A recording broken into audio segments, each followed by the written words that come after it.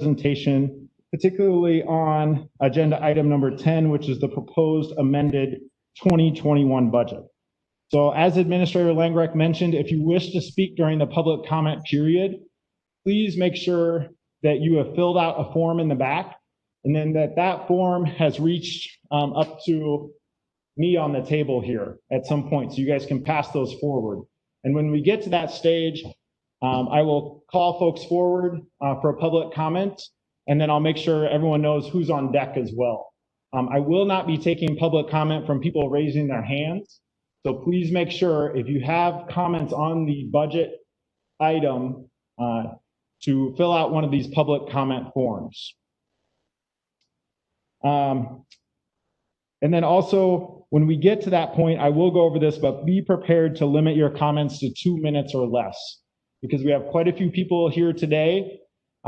Just make sure that you're thinking ahead of time about what you're going to say and how you would keep that under 2 minutes. So with that, I'll go ahead and move on to agenda item number 4, which is August 4th minutes approval. And I'd entertain a motion from the committee to approve those. Okay, a motion by Supervisor Cooey and a second by Supervisor Gentis. All those in favor of approving the minutes signify by saying aye. Aye. Aye. Any opposed? That motion carries. Okay, agenda item number 5. And one other reminder before we dig into the agenda here, if folks would like to see the materials that committee members are looking at, especially members of the public, you can go to the county's website and then to the Finance and Personnel Committee page, and all of the meeting materials that we're looking at are publicly posted. So you can take a look at those. So agenda item number 5, tax deed property sale, Town of Buena Vista parcel number 006-0543-2100. So Treasurer Keller, if you could come up, or looks like you got a microphone there, so you might be able to stay there, just make sure it's working, and then if you could walk us through this item, that'd be great. I can't hear.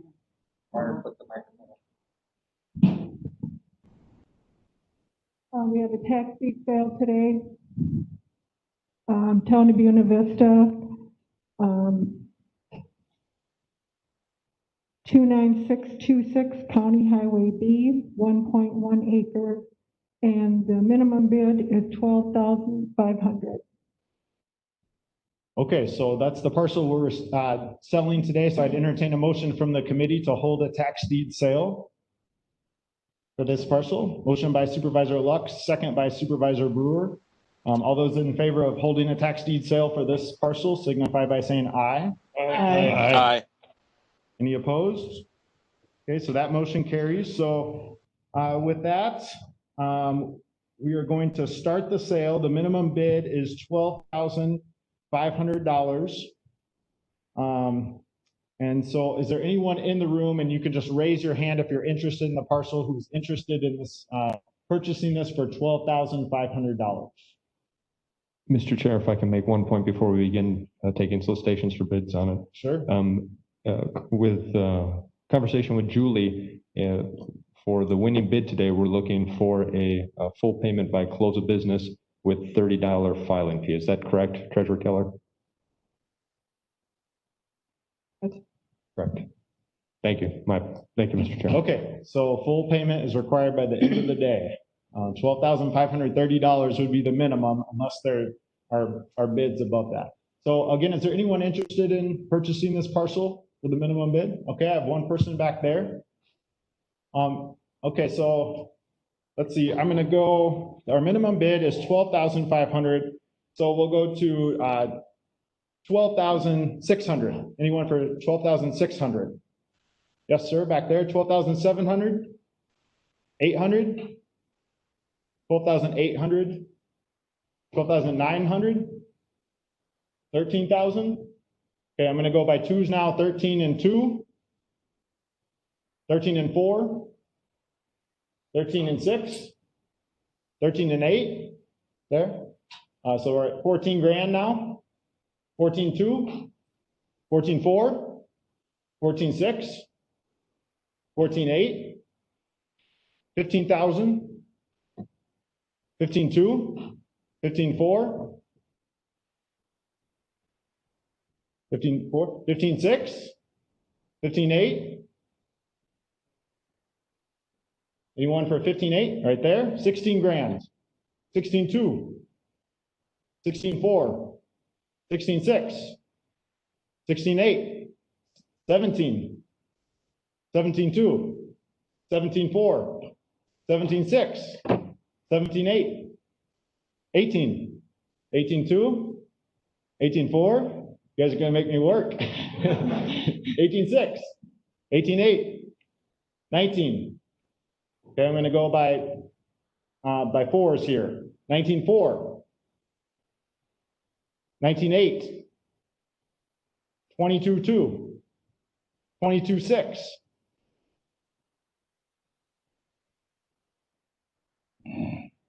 I got 22,200, $22,200 right over here.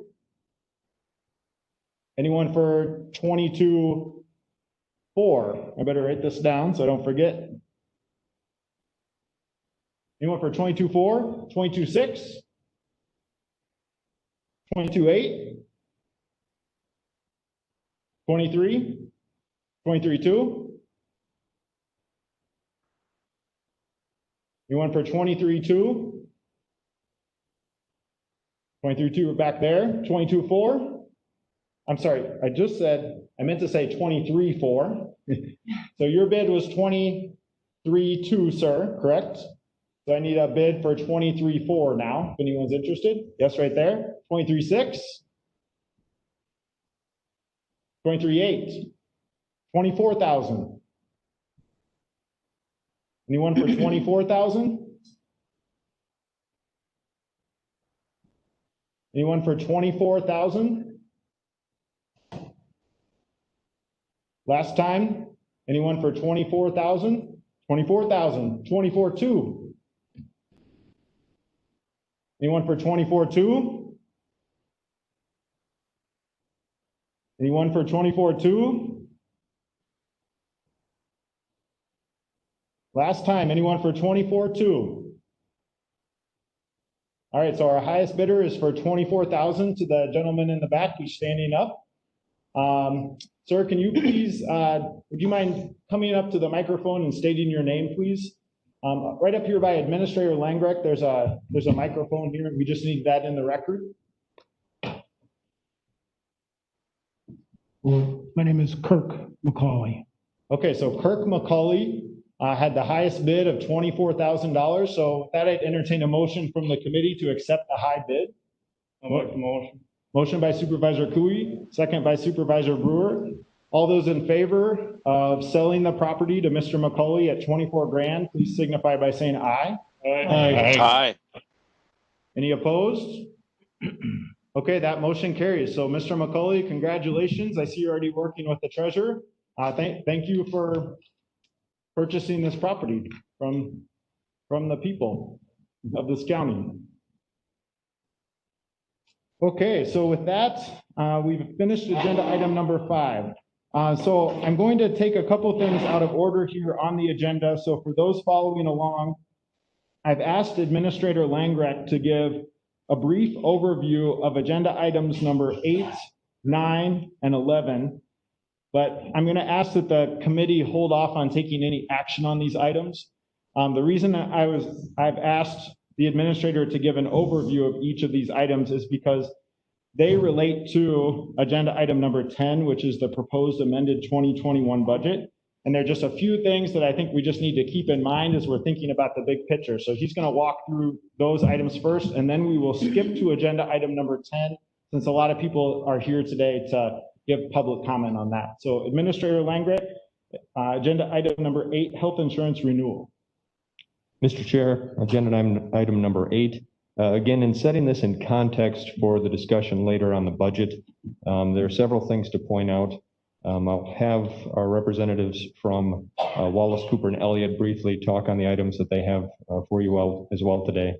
The overall kind of gist of this and how it fits in the budget is that our initial renewal quote that came back to us from Quartz, our current provider, called for a 6.4 increase. Our associates with Wallace, Cooper, and Elliott responded back to that negotiation and were able to negotiate it down to a 4.99% increase for 2021. This rate is what is proposed to you today, as well as the proposal of not adjusting any type of the mechanisms in the plan, including deductible and different schemes like that. In conjunction with this rate, as we'll discuss in the budget, it is currently proposed to increase the employee premium share for general employees from a 12% contribution to a 14% contribution, matching the employees of our WPPA union. That being said, I will turn it over for a brief kind of walkthrough from our associates from Wallace, Cooper, and Elliott to talk on very quickly on the medical loss ratio, talking on our experience rate, and then now how that correlates with the amendment that's brought, or the proposal that's brought forward to you today. And Serena, can I turn it over to you? Is your microphone working?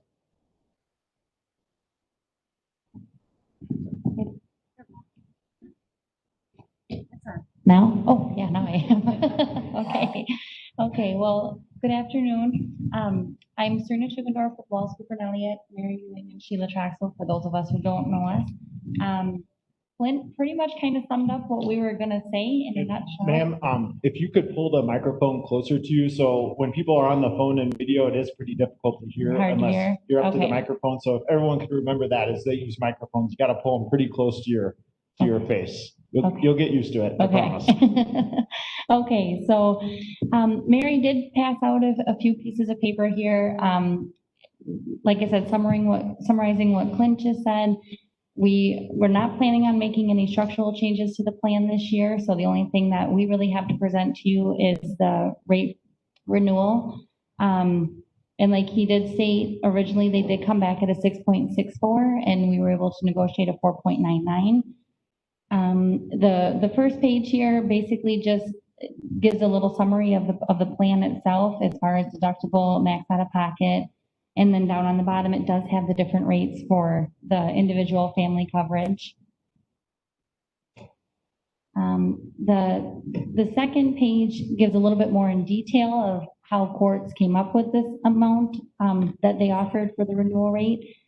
It's the medical loss ratio. You can see the current base period versus the prior base period. There was quite a bit of improvement.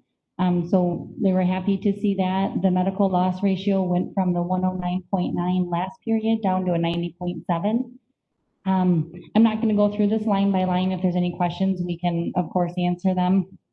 But it does basically just give an overall of what the premium is versus the claims that were paid out for the different periods. And that's what gets us to that medical loss ratio.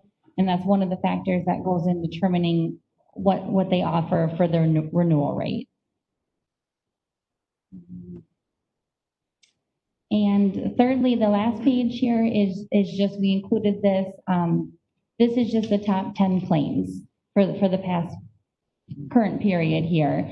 We throw that in. Sometimes it's just interesting to be able to see when we're looking at those claims and stuff. This is the top 10 that we had the breakdown for the services, as well as the prescription medications and totals and how they come up with those numbers.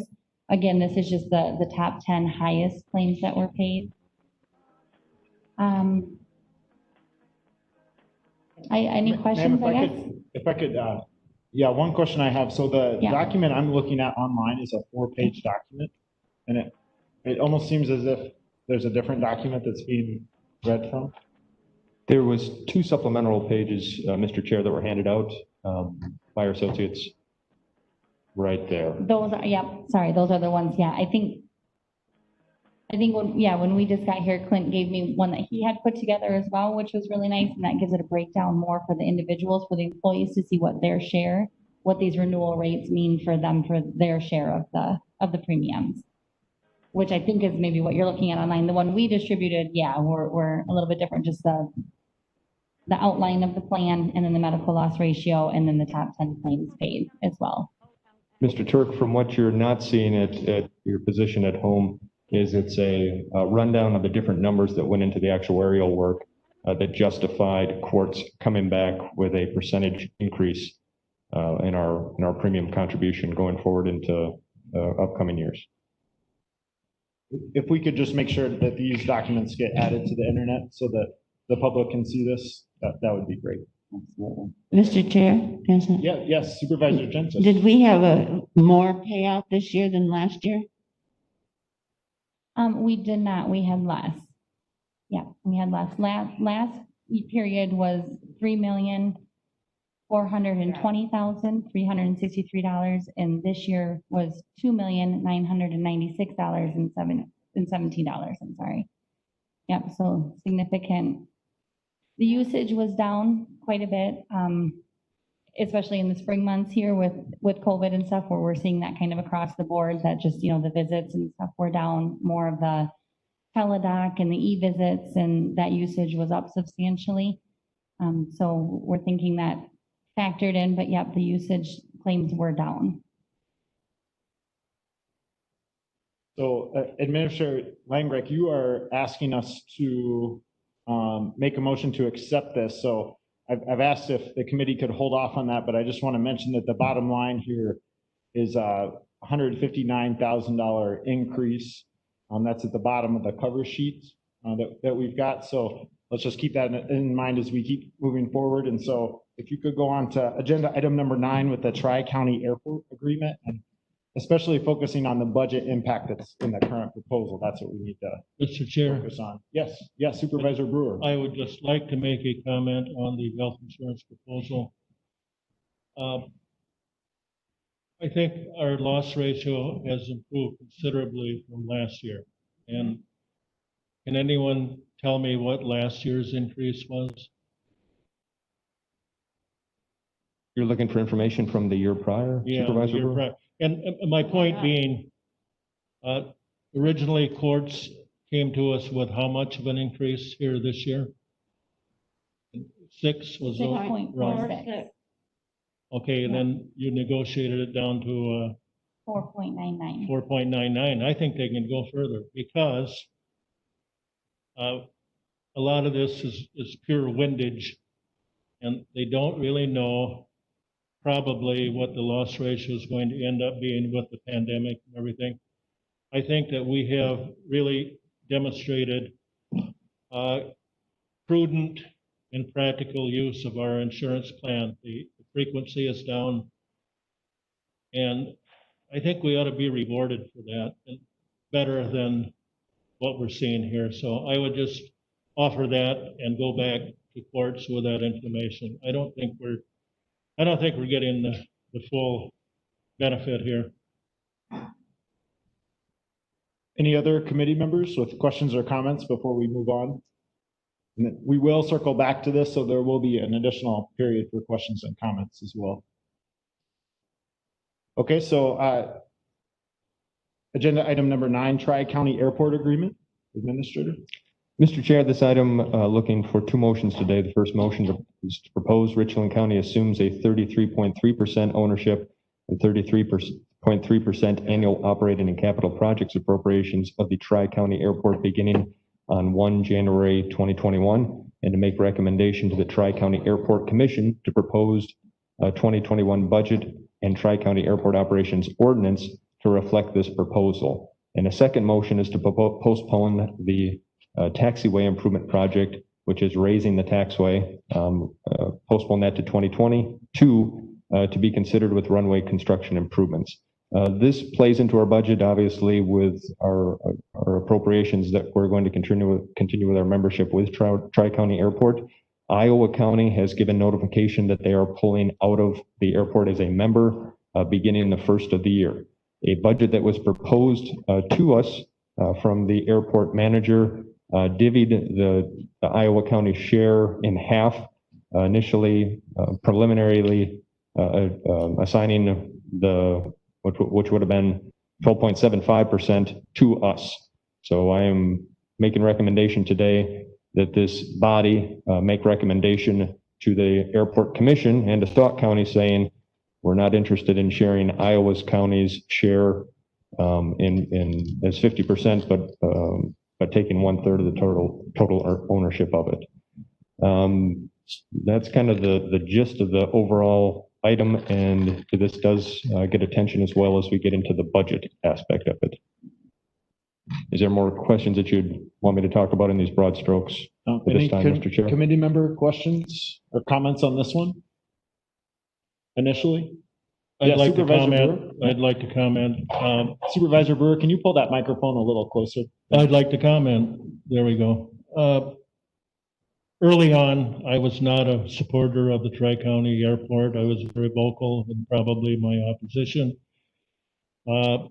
After Iowa County withdrew, I was probably this close to saying, well, so is Richland County, goodbye. However, we do have an agreement in force that it indicates we have to indicate our withdrawal by, I think it was July 1st. Is that right, Clint? We didn't do that. And then secondly, in the meantime, I did a little digging and found out one of the primary users of the Tri-County Airport is a large Cardinal Glass company. And I just wondered how much impact Cardinal Glass has on our community. I mean, the airport is near Spring Green. I know there's impact there. Anyway, they gave me figures that indicated that of their employee base, a certain percentage of them, a significant percentage, amounting to, I believe it was $14 million in payroll, reside in Richland County. And to me, that's significant. That's a significant part of our economic, going ahead with our economic wherewithal. So for that reason, I'm back in support of our Tri-County Airport involvement. So again, Yes, Mr. Supervisor Cooey? Oh, any other committee members? Okay, Administrator Langrick? Okay, and again, looking for us to kind of go through the budget process and come back and address this. And as Supervisor Marty might also bring up later on, is that it might no longer be the Tri-County Airport, and Brewer Airport might be a better name for it.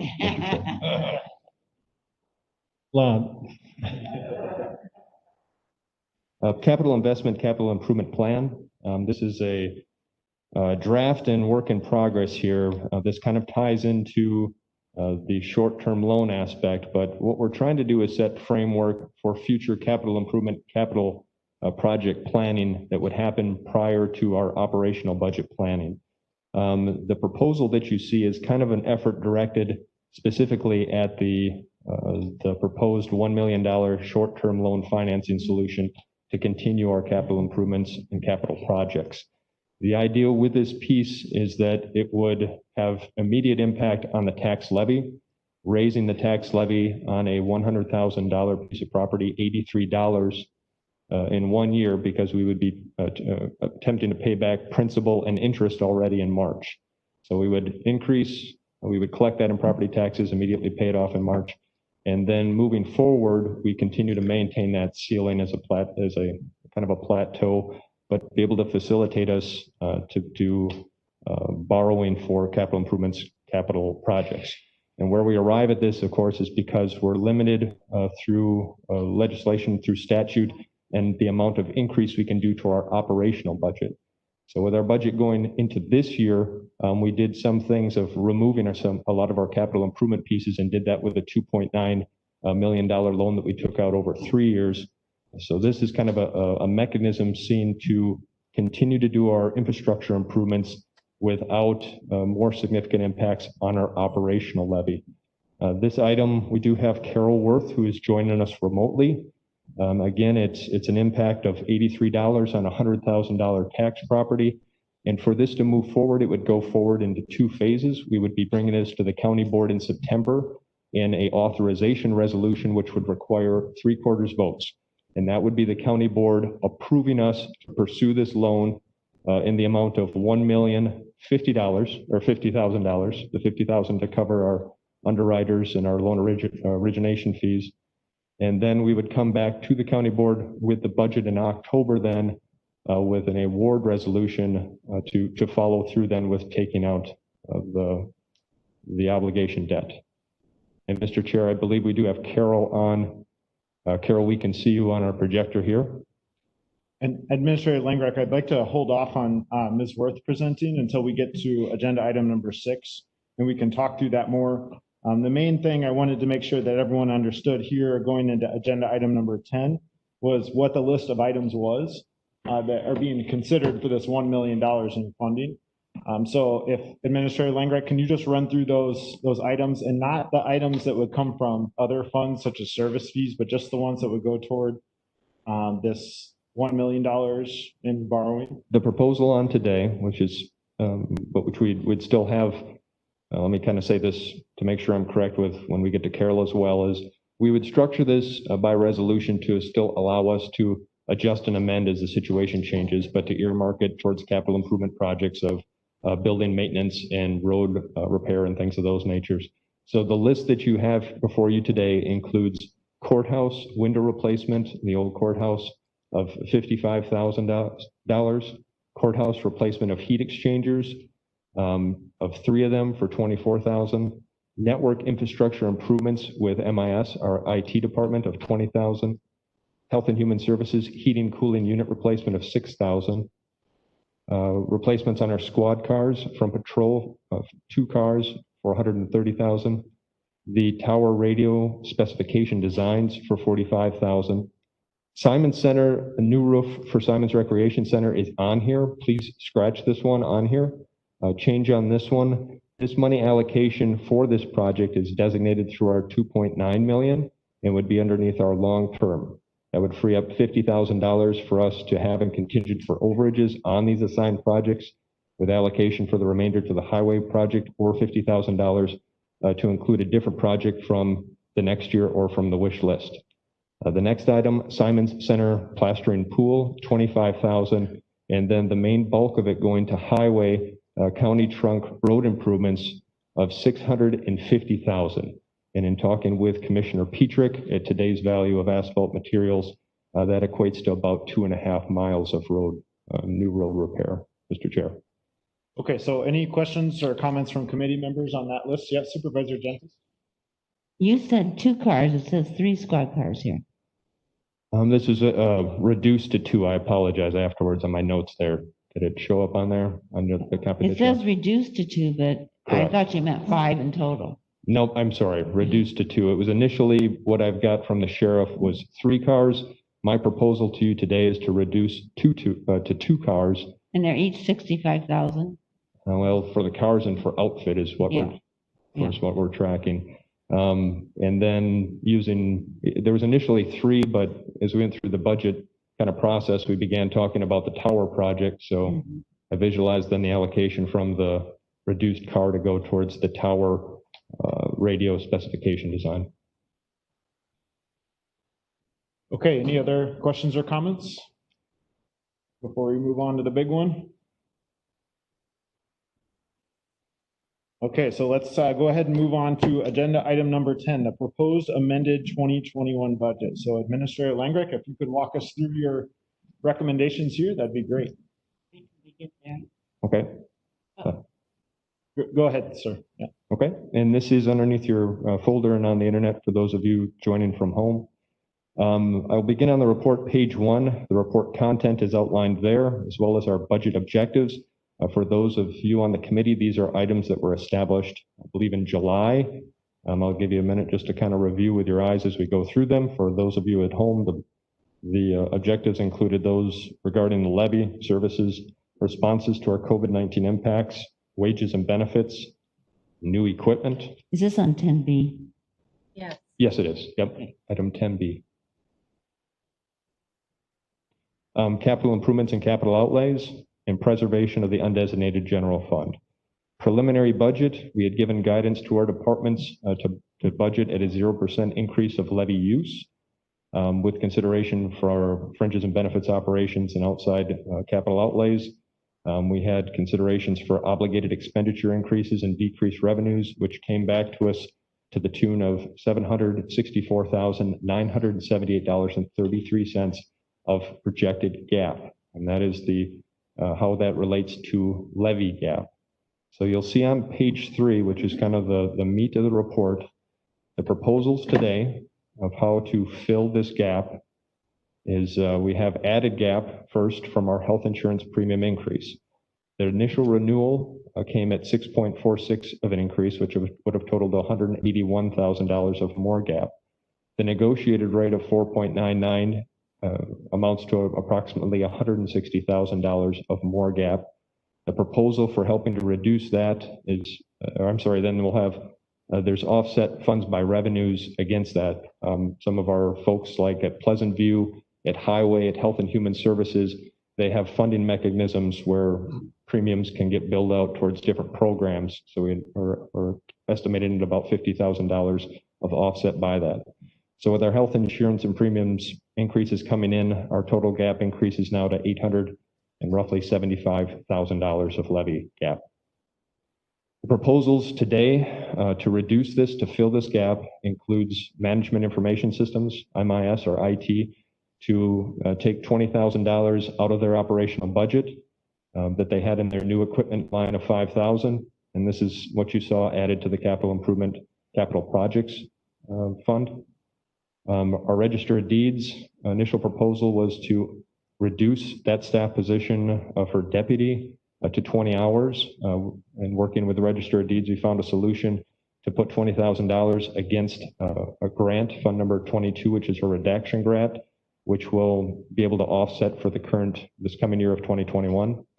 We've asked Pine Valley for a contribution transfer from their net operations of $200,000. Health and Human Services, we've asked for an additional reduction of $120,000 in reduced operating levy. Child support, the proposal is for a $30,000 reduction in levy by eliminating their full-time clerk assistant 2 effective the first of this coming year. Highway, asking for $150,000 of reduced operation. And again, offsetting this $150,000 though with monies proposed through the budgeting for construction. Fair, asking for $15,000 reduction in levy.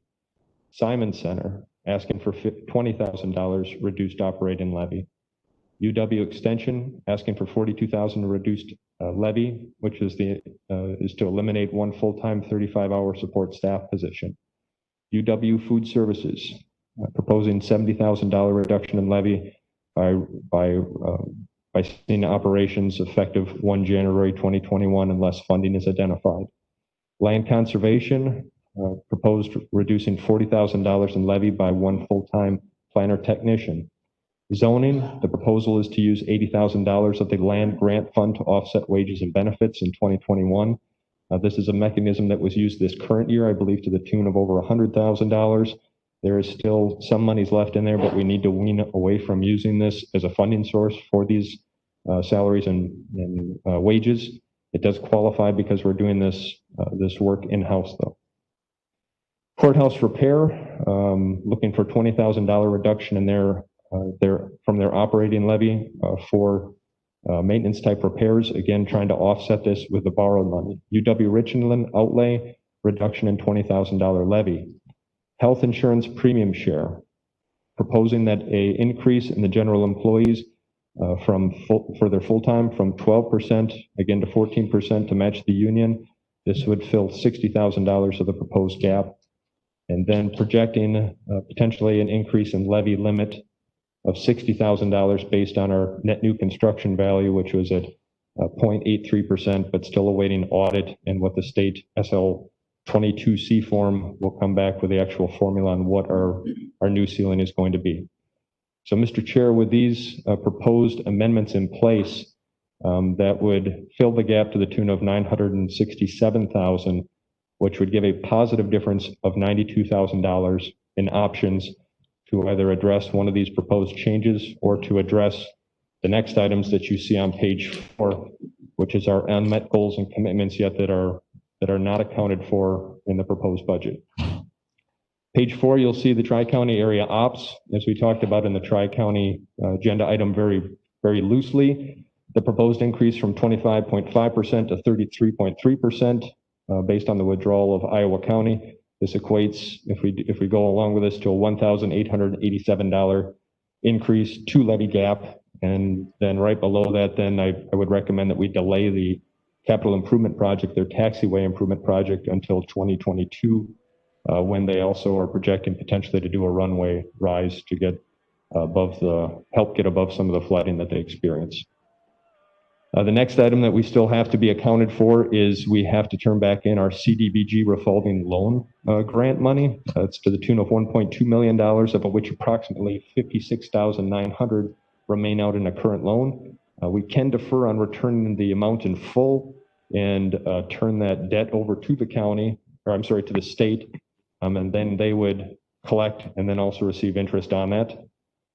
The other things that we're accounting for is we did have a goal to try to reach our resolution 1989, which is our wage study. The estimated impact to try to reach a step increase across the county is $242,000.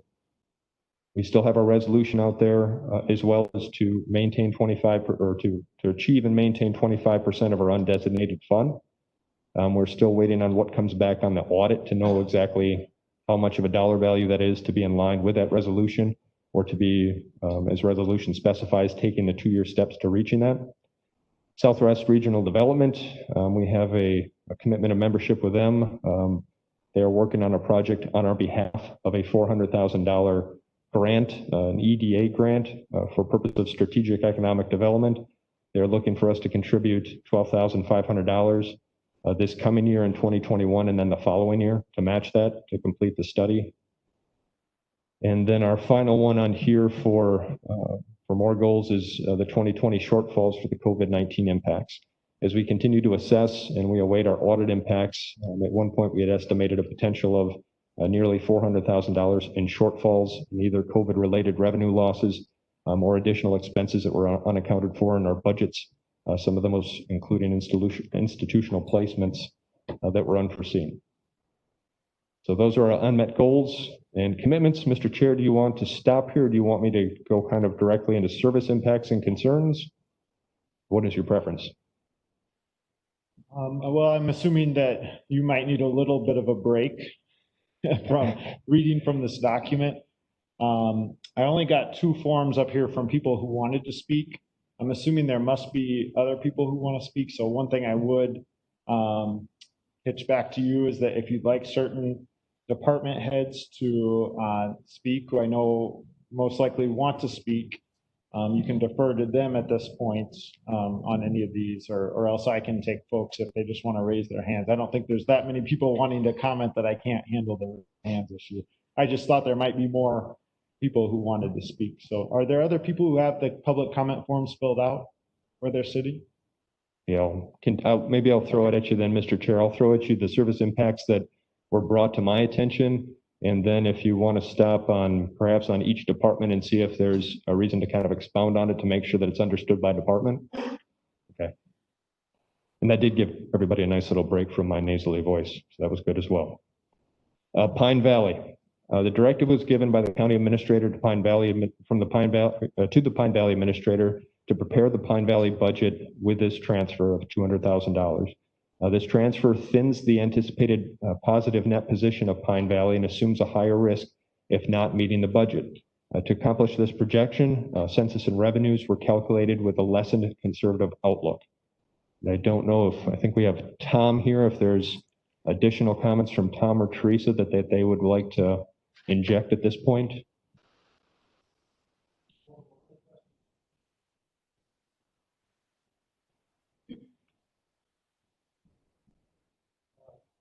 Mr. Chair, I'd like to make a comment. I'm on the Pine Valley Board, so I have more information maybe at my disposal. We have achieved the figures that were shown to you, Clint, at Pine Valley because our census count is down at Pine Valley. And early on, everyone thought, gee, with the pandemic, nursing homes will be bursting at the seams. Not the case. Not the case, and probably good thing. And we've achieved no cases at Pine Valley, but the census is down. So the figures should be down significantly. However, because of increased revenue funding through the state and the feds, it isn't. It's actually improved. But you must realize that the census is down, and when things maybe someday return to normal, that census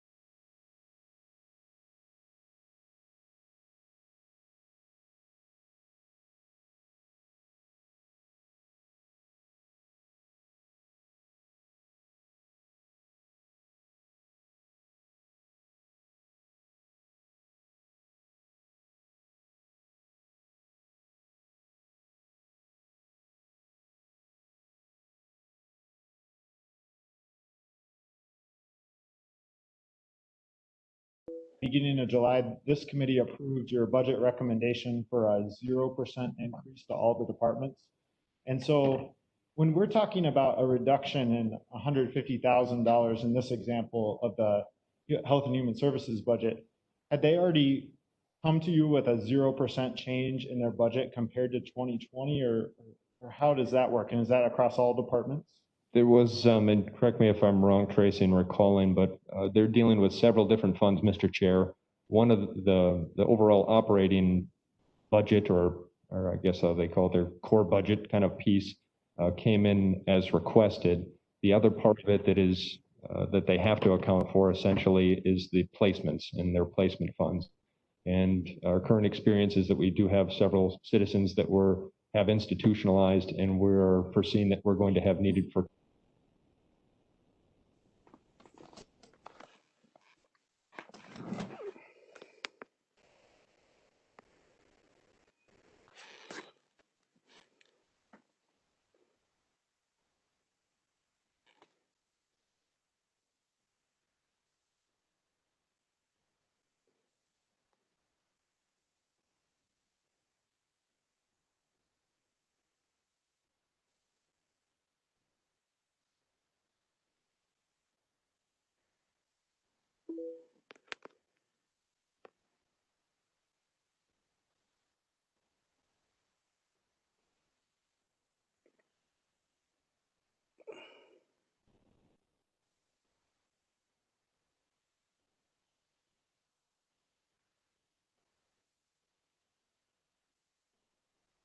Contracts operations without consideration for capital outlay as follows. And then it lists all the departments, and it has a 0% change. And then it says if a 0% levy increase requires reduction in service staff hours, then please budget and plan with those reductions. Waivers to exceed the 0% guidance may be addressed through the review process with the administrator. So my question was, when we're looking at these changes for certain departments, did everyone come in at that 0%, or did some departments come in with higher or lower, or how did? there was in some departments discretion was exercised to try to reach reasonably what we were trying to accomplish with the budget. Health and Human Services being one of those.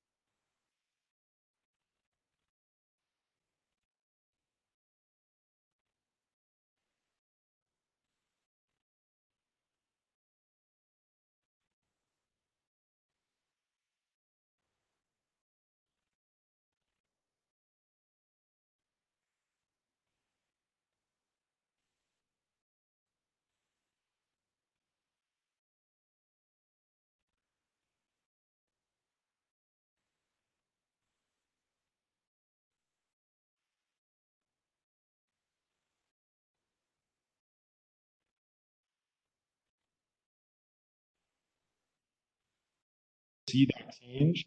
And so I'm assuming some of that's coming September 29th, but I just wanted to throw out that question since some reductions are here, but I was wondering, which departments basically met the 0% and which didn't. And maybe you can't answer all that today, but it will be something that I'd be interested in seeing at the end of September. Or if we schedule another budget meeting, depending on what the committee decides today, I think it will be helpful to see what happened department by department, sort of behind the scenes, because I think that would put some of these reductions, these proposed reductions, into greater context. Okay. Yeah, Supervisor Cooley. Yes, so one question that I have, now our staffing throughout the county, whether it's filled or it's not filled, is in this budget. So are we, do we have money, say that there's 20 positions open in the county? Are we allotting for them in our current budget or not?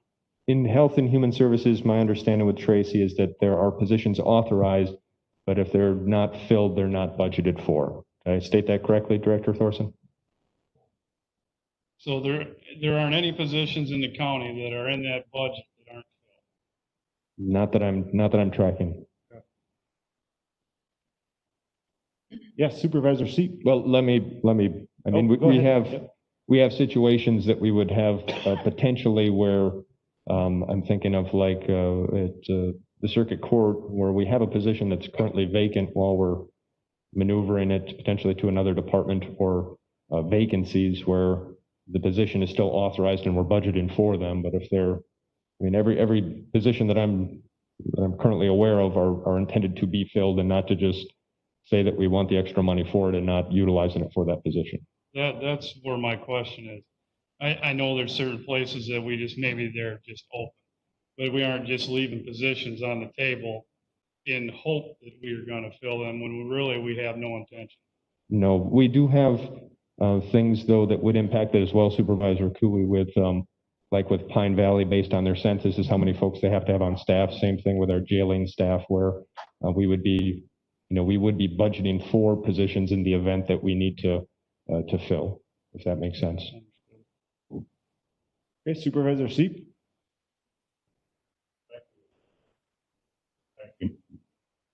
It's on. Thank you, Mr. Chair. I'm going to remove my glasses because my grandson told me this morning that I look scary with them. My question, and I'd like Tracy from Health and Human Services to comment on this. And I think public, those who are listening, who are not here, among our citizenry, perhaps need to be reminded that these institutional placements, which are very, very costly, generally rest on the county's budget. The county is mandated to pay for them. And the county, therefore, if an individual is determined to be placed in an institution, the mandate from the state does not provide funding along with it. And one placement, unanticipated, and it happens quite often, we don't always know when it's coming, can cost up to $500,000 or more in 1 year.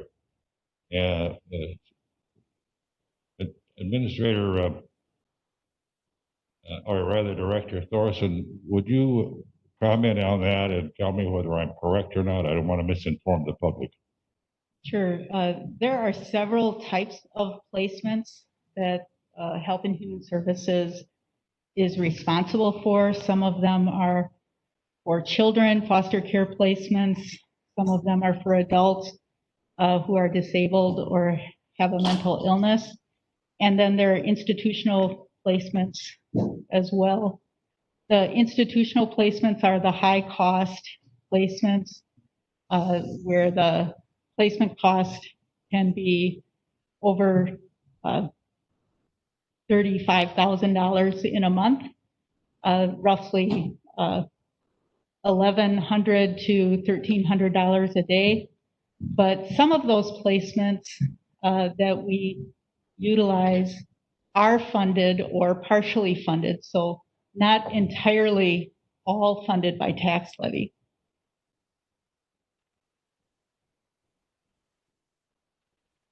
I would add, if I could, that the placement budget that the county sets has been set at approximately $1 million.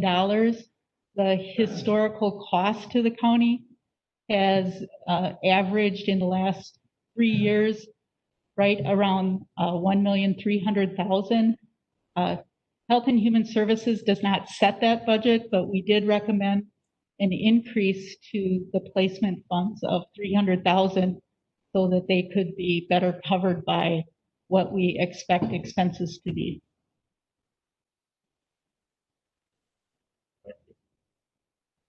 Okay, and other committee members? Yep, Yeah. Supervisor Luck? So do we have 1 million in the budget for HHS placements this year or 1.3?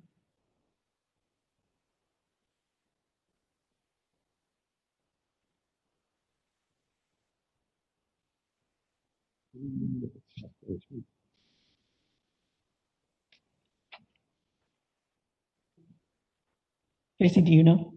I don't know for sure of the final budget. I'm just wondering if we have automatically are going to have around a $300,000.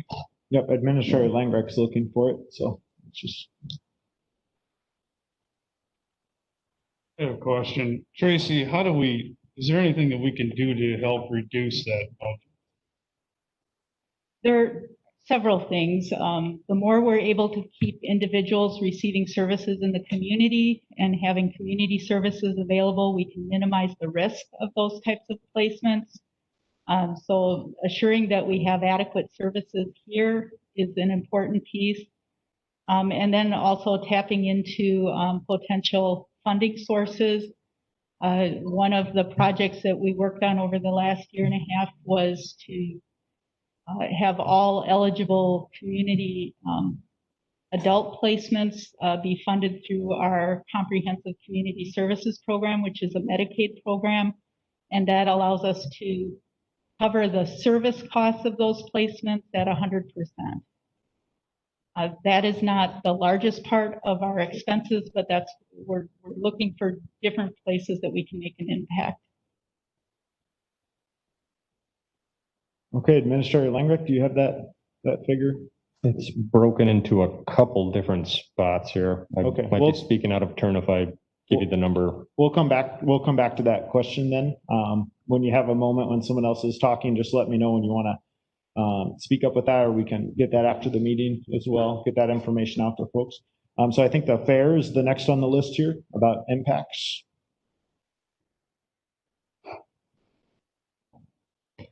Mr. Chair, looking for, again, a reduction of $15,000 proposed. The reduction impacts in the budget will cause reduction in personnel service hours, compensation and benefits in general office and advertising materials. I don't know if we have anybody, is Carlos here, if there's any additional things that we'd like to speak about in regards to the fair. Carlos online. Carlos, is there any additional comments that you'd like to make in regards to these, the impacts from this proposed reduction? I don't believe so, not at this time, Clint. Mr. Chair? Okay, yeah, so if you want to go ahead and, unless there's any comments or questions from other folks about the fair, we can go ahead and move on to UW Extension. Mr. Chair, UW Extension, the reduction in 35 hours of staff support significantly impacts the department's ability to provide education and support initiatives like 4-H. With the reduction in staff, instructors will have to devote more time to administrative functions and will have less time teaching and consulting. Public accessibility to instruction and access to the department will also be reduced. And I have received several emails in regards to this reduction, petitioning for the change and talking again into the extent of how the impacts will happen. And I would defer to Director Craig Sachs if he's on. Yep, Mr. Sachs, if you want to just come up to this microphone right by the administrator, and folks on the phone can hear you.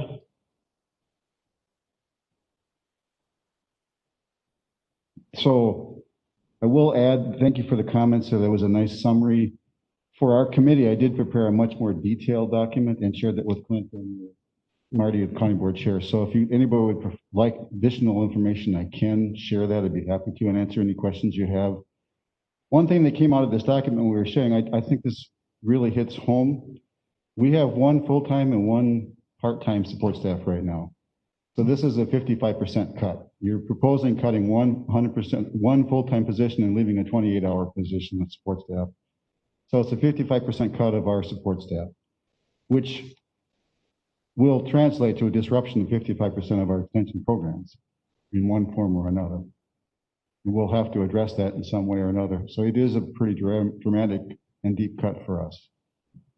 And how many staff total are in UW Extension right now? Is it about 4.5 here in Richland County, or what's that come to it an FTE approximately? The total staff, remember when we're talking about total staff, you're not paying for the full bill for these staff. We have 2 food-wise educators and coordinators. That's all federal money, so that's they're part of this. We have a full-time 4-H program coordinator, and you are paying 75% of that. The state is covering the other 25%. You have a 50% position ag educator. That's the other 50 is shared with Crawford County, so you're covering roughly half of that cost. And you have family living. New term is human development relationships educator, and that's an 80% position. You're covering roughly half of that, so 40% the cost of that position. And then, so on top of that, then there's the then the 2 support staff we're talking about that are supporting those. I didn't do the count right. Was it 5? 5 educators and coordinators. So right now you have 1.5 support staff? That's correct. Okay, so if I'm adding up correctly, and I know not all the funding comes from us, it looks like you've got 5.5 FTE Sounds right now in the UW Extension Department. Correct. And with some funding coming from the state and the feds and some. And be aware that I'm fully a state employee, functioning as a department head on behalf of the Extension Office. That's not part, I'm paid fully by the state. So the proposal here by the administrator would take UW Extension from 5.5 FTE to 4.5 FTE. Is that correct? No, because you're adding 2 more. I wasn't following your numbers either, but there's like, we're not cutting educators, so the 5.5 doesn't change. If I can put it in this context, Mr. Chair, just to make sure I'm right, Craig, for the staff support, the proposals is to cut the 35 hours. There's an additional 28 hours of staff support is the other position, correct? So the overall reduction in staff support is going to be from 63 hours a week down to 28 hours a week. Is that stated correctly? That's correct. That's the support staff that we would be losing. Okay, well, the reason I'm asking this is because sometimes especially as a new person, one thing that's very difficult to understand about the county is how many staff we have. And I constantly run up against not quite understanding how many employees we have and then how many employees are in each department and what's changing from year to year. So my question was, how many staff do we have now in this department? And I added your numbers up and I think I got at 5.5. No. Are you I adding didn't? staff? So that They have an 80%? we don't have Half to an we don't have A. to dig into we don't have to dig into all the details right now. I'm just saying that that's one thing that I think as being on the county board now, being more involved in thinking about this, trying to understand how many, and this isn't just your department either, Mr. Sachs, this is across the county-wide operation. Sometimes it's very challenging to understand where the staff are at. This goes to Supervisor Cooey's question about how many vacancies are in Health and Human Services. I think it's very difficult for the public to sometimes understand how many staff do we have currently, and what is the proposed increase going to be? What's the proposed decrease going to be? We have these things come in front of us all the time. So. And I understand, and the complication is these are all leveraged positions that you're getting financial support from outside of the county too. So when you're saying how many FTEs is the county supporting, that's a different question. That's not what I asked. I asked how many employees your department has. So total. There are 7 counting myself, if you're counting all of us. And you spend all your time in Richland County? I That's what- cover 5 counties, so, So no, then you really can't count yourself. but then the food wise coordinator covers 3 counties, so then you really can't count them. They're really a third then, right? And the ag educator covers 2 counties, so you really can't count them. If they're a half. And Chelsea, who's our health and well-being, is 80%, so she's not really a 1, she's 0.8. So it sounds like my 5.5 adding up didn't take into account that some of those staff are only in Richland County part of the time, is what you're saying. Right. Is that correct? Okay. So the number is lower than 5.5. It's somewhere south of there. Okay.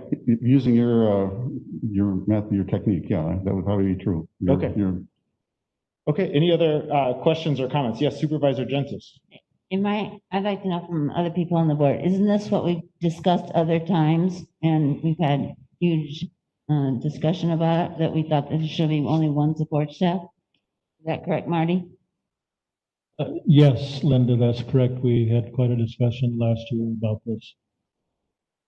I would say the problem you run into when you look at this and you try to reduce support staff, when you have these people that are 80% and 30% and 50%. So what happens in that office that's run 5 days a week is the support staff is controlling all the interaction that goes on when the coordinator's not there. So when you do that, then you're going to take, if one's 33% of the time they're there, that's the only time they're going to be there. Okay, because you won't have support staff to help them. This is where I run into problems when we go to the smaller departments and we want to do a head count cut. But then on the bigger departments, we don't ever talk about cutting anything. This is where I run into the problem. I mean, I get it, but the bigger departments, just in my working life, I have a large department where I work. I can absorb an awful lot of stuff in my department because I have a very large department. The smaller departments cannot. You take one person out of a small department, it could stop a small department. You take one person out of a large department, you may not even realize it. That's where my question was, is how many people are we just not even filling? And the other question was, are we still having them on the books saying we're gonna fill them when we really have no intentions or we really don't have to fill them? I'm not saying don't fill the positions you need, but when you're in a budget place we're at, you have to look at it much differently than we are looking at it, I would say.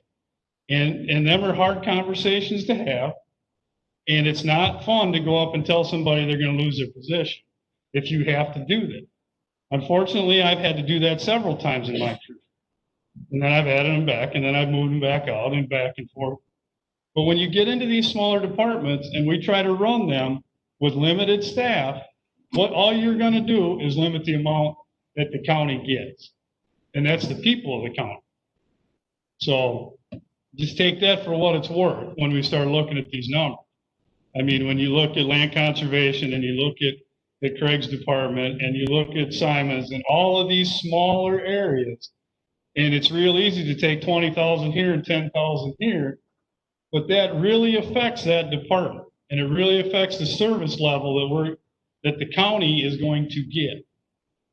And it's not that I'm picking on the bigger departments. All I'm saying is I'm used to a big department and run a big department, and typically big departments can get real creative and make a huge impact on the outcome of what is needed, as long as it's directed at. And one thing I'd like to, Supervisor Cootie's comments make me think of, where we were about a year ago when we were looking at this budget. And I just want to say that I'm very appreciative of where we're at today, because now today we're able to see so much better, so much earlier on what our challenges are.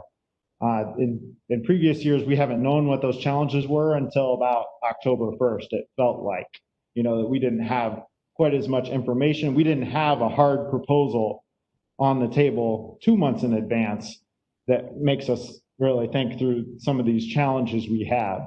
And one thing I've noticed as I've been going through this is, even if we made all of these cuts that the administrator has proposed, we still have a $400,000 shortfall because of the virus and the recession. And that's going to dip into our general fund. And our general fund, if I remember right, when we had the last audit, was about 3 million or something like that. And we met that 25% goal that we have. So we know even if we made all these cuts, we're still going to be dipping into that general fund, which isn't always looked fondly upon by our bond raters. And it's why we have a reputation as a county agency of sometimes being out of money. So I know a lot of these decisions, they're very challenging, but I appreciate the administrator at least bringing them to us so we can debate them, because ultimately we have to make the decision on this committee. And our decision has to be recommended then to the full county board, which makes the final decision. So he's punted it up for us, and we should be asking him questions about how did you decide this, or how did you decide that, or maybe we should look at this department or that department. I just want to make sure we're all thinking about this big picture here of we're having a lot more discussion this year than we have in the past because the administrator is responsible for the budget. So any other comments or questions from committee members on UW Extension or any other bigger picture ones before we keep going through? Well, Mr. Chairman, I'd like to comment that depending on who you are in the county, the face of Richland County is something different. And to many people, the extension office is the county. And when they go over there, be it a farmer, be it a 4-H member, be it anyone, the ability to actually talk to somebody, to be greeted, to have somebody actually care about you is very important. So for that reason, I mean, that's why we need to probably staff that department a little bit, I don't know, heavy, if you'd say.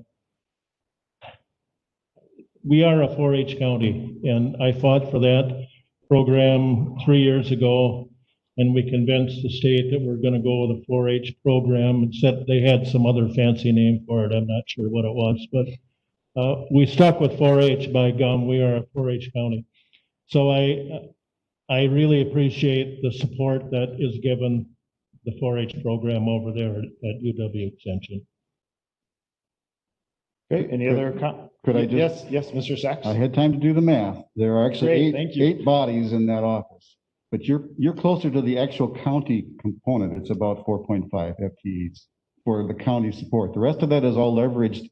It comes to you. Those 8 people are working for you, and of course, depending on the educator, maybe another county. I just have one more thing. Yep, Supervisor Gentis. I'm a little confused here that what are each of the staff positions?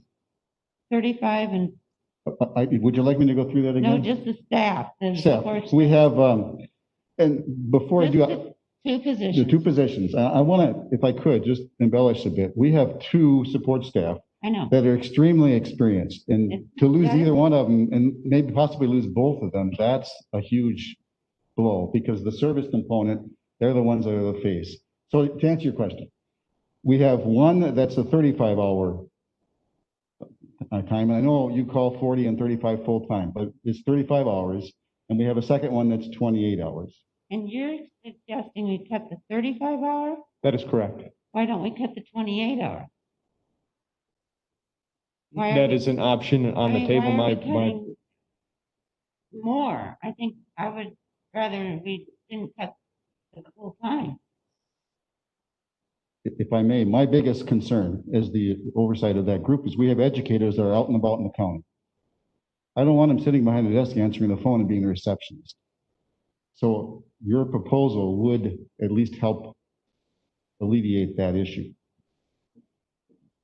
Okay, any other comments or questions about UW Extension?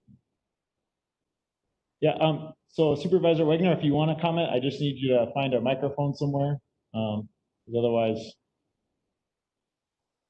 folks aren't going to be able to hear you.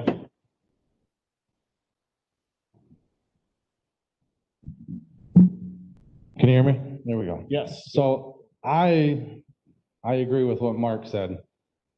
Given that I was born and raised on a farm and the amount of time that I spent in 4-H, I just think that you guys as a committee really need to think about that when you go to cut the throat of a small budget like that.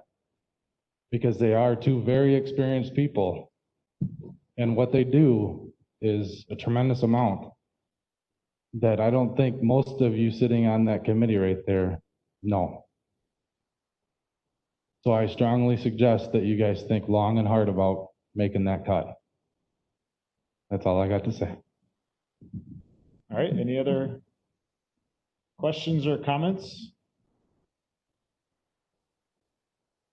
Okay, let's go ahead and move on to UW Food Services, Administrator Langreich.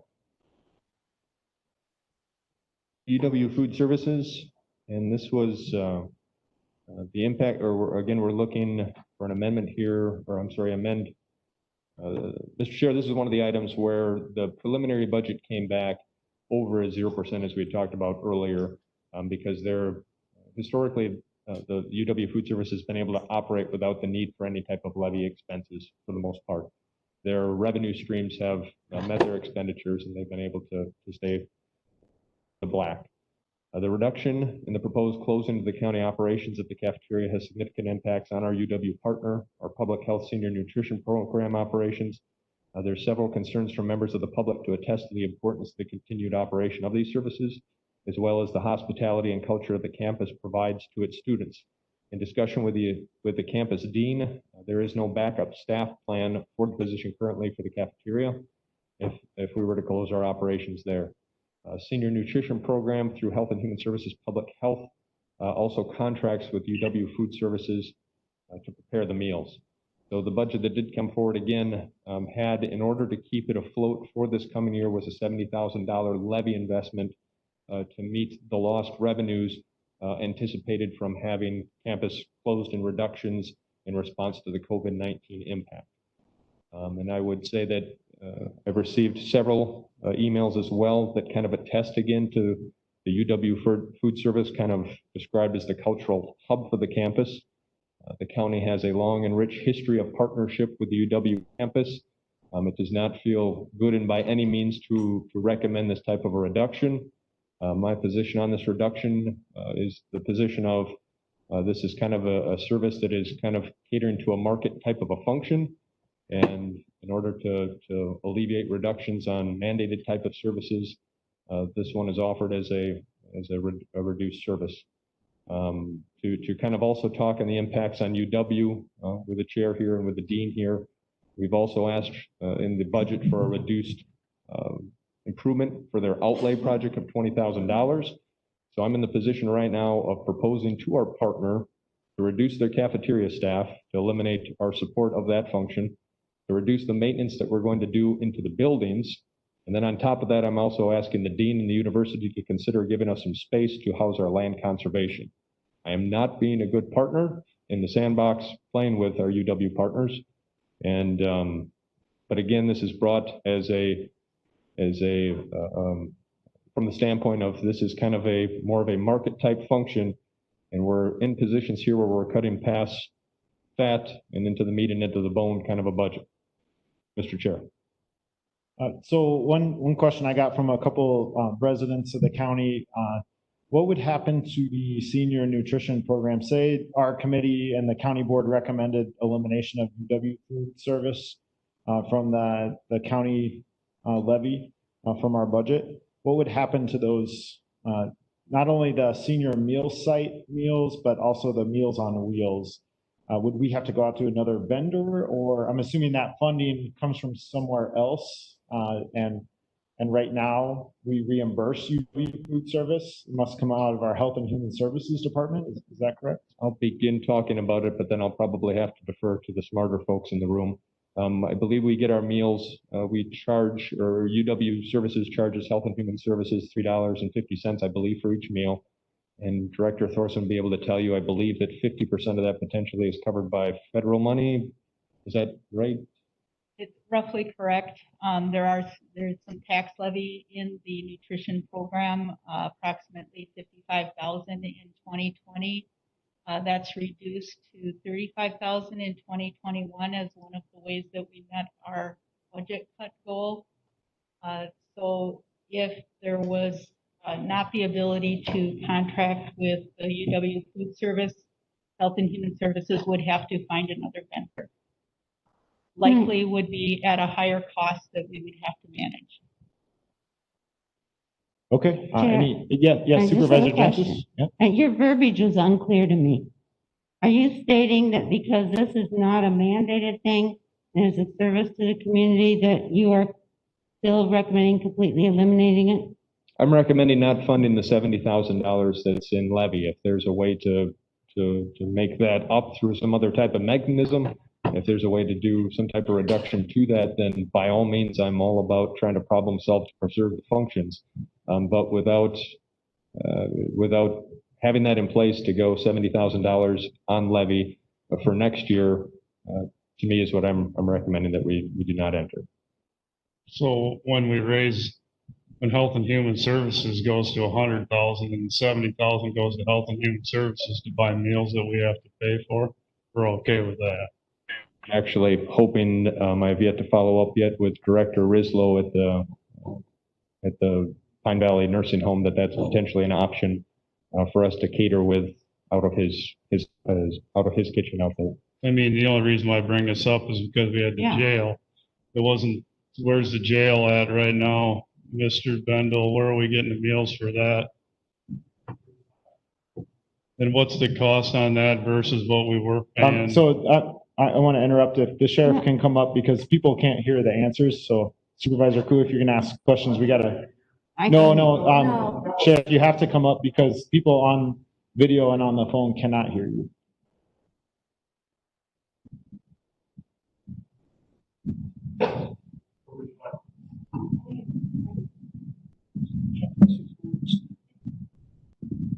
Thank you, Sheriff. Yes. Go ahead with your question. So when we had to go through and get a new source for your meals, how much did it go up or down, or? It depends on the amount of people that we have in the jail. But per meal, wasn't there a per meal price that went up? Right, I believe it's at $5.25. And if we go up over 27 people, then it goes down to $4.75. So it varies if we have so many people in the jail, which because of COVID, we didn't. Understood. That's the only fear I have, Clint, is we're going to take money from one spot and then we just end up spending it in another spot, not knowing where we're going to end up. I agree we need to cut this, and this is not an easy budget to try to fix. But we got to make sure that we look at everything before we just say we're going to take this out, because it's going to have repercussions somewhere else in some fashion, I would say. I'm not going against what we're trying to do here, and I'm not trying to pick on you especially. You got a tough job in front of you to try to get this done. But I think we're going to have to go back and we're going to have to look at this again before. I'm not in a position right now to say that I'm going to approve this recommendation at this time. I think we need to go back and revisit. All right. Okay. Supervisor Luck. Angie, if you raised your prices, that would cover, I mean, in this document you gave us, it looks like if you raised your prices to something similar to what other counties are paying for the nutritional meal. But then Tracy, if she raised her prices, would then that go over your budget line item? Well, we haven't looked at that specifically, as because what Administrator Langret said was correct, that we draw down federal funds for some of that, and so it's quite a formula shuffling to sort out how we would cover that. It wouldn't be a dollar for dollar increase to us, but it would be an increase to the nutrition budget that we would have to figure out how to adjust to.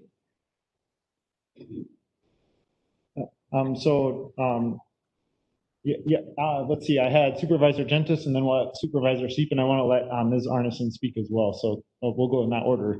Supervisor Gentis? Well, I definitely don't want to make a decision on this today. And I am one of the people who is, we've all, as I said, on the bandwagon of this one. I'm just going to go back to the previous one of the reasoning, and I'm not picking on extension, but I'm just doing on the reasoning of it. I too grew up on a farm. I too went to 4-H and all those things. But if you're gonna count who you're counting and how many people you're serving in the community, I believe that the food service serves multiple people more than the extension service does serve. And so I don't think you can just look at all those things. And just for 2 years, we have gone, and otherwise we've been in the black for 45 some years. And because of the COVID is basically the main reason that there's an over now. And so if we're going to be somewhat humane here and realize that we're worried about health insurance and all those other things, we need to figure out how we're going to get through the COVID and still be a humane county board. Okay, Supervisor Seep? Am I connected here? Yep. Thank you. I would like to ask Tracy if the price of meals is raised, isn't there a state or federal requirement that you can only raise the price of meals so much to the clients? I'm afraid that I'm not familiar enough with those rules to answer intelligently. In terms of the meals that are delivered, I believe that's made with a donation in many parts for the meal sites. Yes, that's correct. It's a suggested donation, but that suggested price, as I recall from serving on the nutrition board in the past, that those suggested prices were established with a ceiling by either the state or the federal authority. I don't know whether it was under the Older Americans Act or from the state PHS. Perhaps Tracy knows that. But I apologize. I would have to go back and look into the answer to that. So, I mean, you have what, maybe 300 people in Richland Center who use the meal site, and I don't know how many others throughout the county, plus the deliveries that are made, raise the price to $4.75 or $5.75. Is that going to satisfy the budgetary deficit? Okay, so I think Ms. Arneson, if you'd like to go ahead and speak. Well, we have never did a budget. So when I was asked to do a budget, I know what my expenses are, but I don't know what my revenue are. They could be going up, they could be going down because we don't know what's going to happen. Because of the college and the enrollment and the outside programs we have brought in, we've been able to keep it at $3.50. My priority lied with the meal sites. If I wouldn't have did that and did the surrounding county's price, the last 3 years we've saved the county $156,000. When COVID happened, we went down from 3 part-time employees to 2 full-time employees, and that's what I plan on doing all of next year. We have worked very closely with Health and Human Services. When I contacted Tanya, who is the nutritional program director, I told her that we are going to have to figure out an increase, and we got to try to figure out new money because I know that they don't have the money in it. The surrounding counties, they put a lot more tax levy into the nutritional program than Richland County, but Richland County has been able to do that because of the college. Now, I'm also the only department that can be revenue generating. So that $70,000 may not be that. In fact, if you go somewhere else and pay the average of $550, you're going to be paying somebody else $50,000. And my department is on the chopping block for $20,000. We have, we're more than just serve the meal site. We're more than just serve the students. When enrollment started declining, we went out and we got passages. We got beef producers. We got people to supplement. And I was able to do that until last year. And I couldn't do it at all this year because I couldn't even have anybody in the building until August 1st. And I can only have 41 people in there now. I'm asking just to give me a chance to see what I can do next year. I don't think you're going to get anybody to be able to do it for under $5. There's a lot that goes into it. Tomorrow we have 160 meals. And those meals, it's just not 160 meals. It's 32 different entrees of 5 because these meals go out for 2 weeks, so we can't rotate meals. Right now, we have 90 entrees that we rotate in and out. Everything has to be dated. Everything has to be labeled. When I talked to Tanya, and she might have to help me with this, one of the ways she has 4 people that she's turned away to donate money because they are not a 501c3. Okay? Now, if you go under United Givers, Health and Human Services is under that, but they do not have a link to directly ear tag it for the nutrition program. That might be one that we can help out. So I'm not sure. I do know that I think I ran the track record for a very long time on keeping my department in black. Okay, Supervisor Luck. I'm just wondering, is there any indication of any support at all coming from the UW, at least contributing to keeping the cafeteria? I don't know. Maybe Brandon. Yep. Mr. Federley, you can come up to this microphone right by the administrator. That's probably the best one. Least desirable one as well. Sorry. The real hot seat, sorry.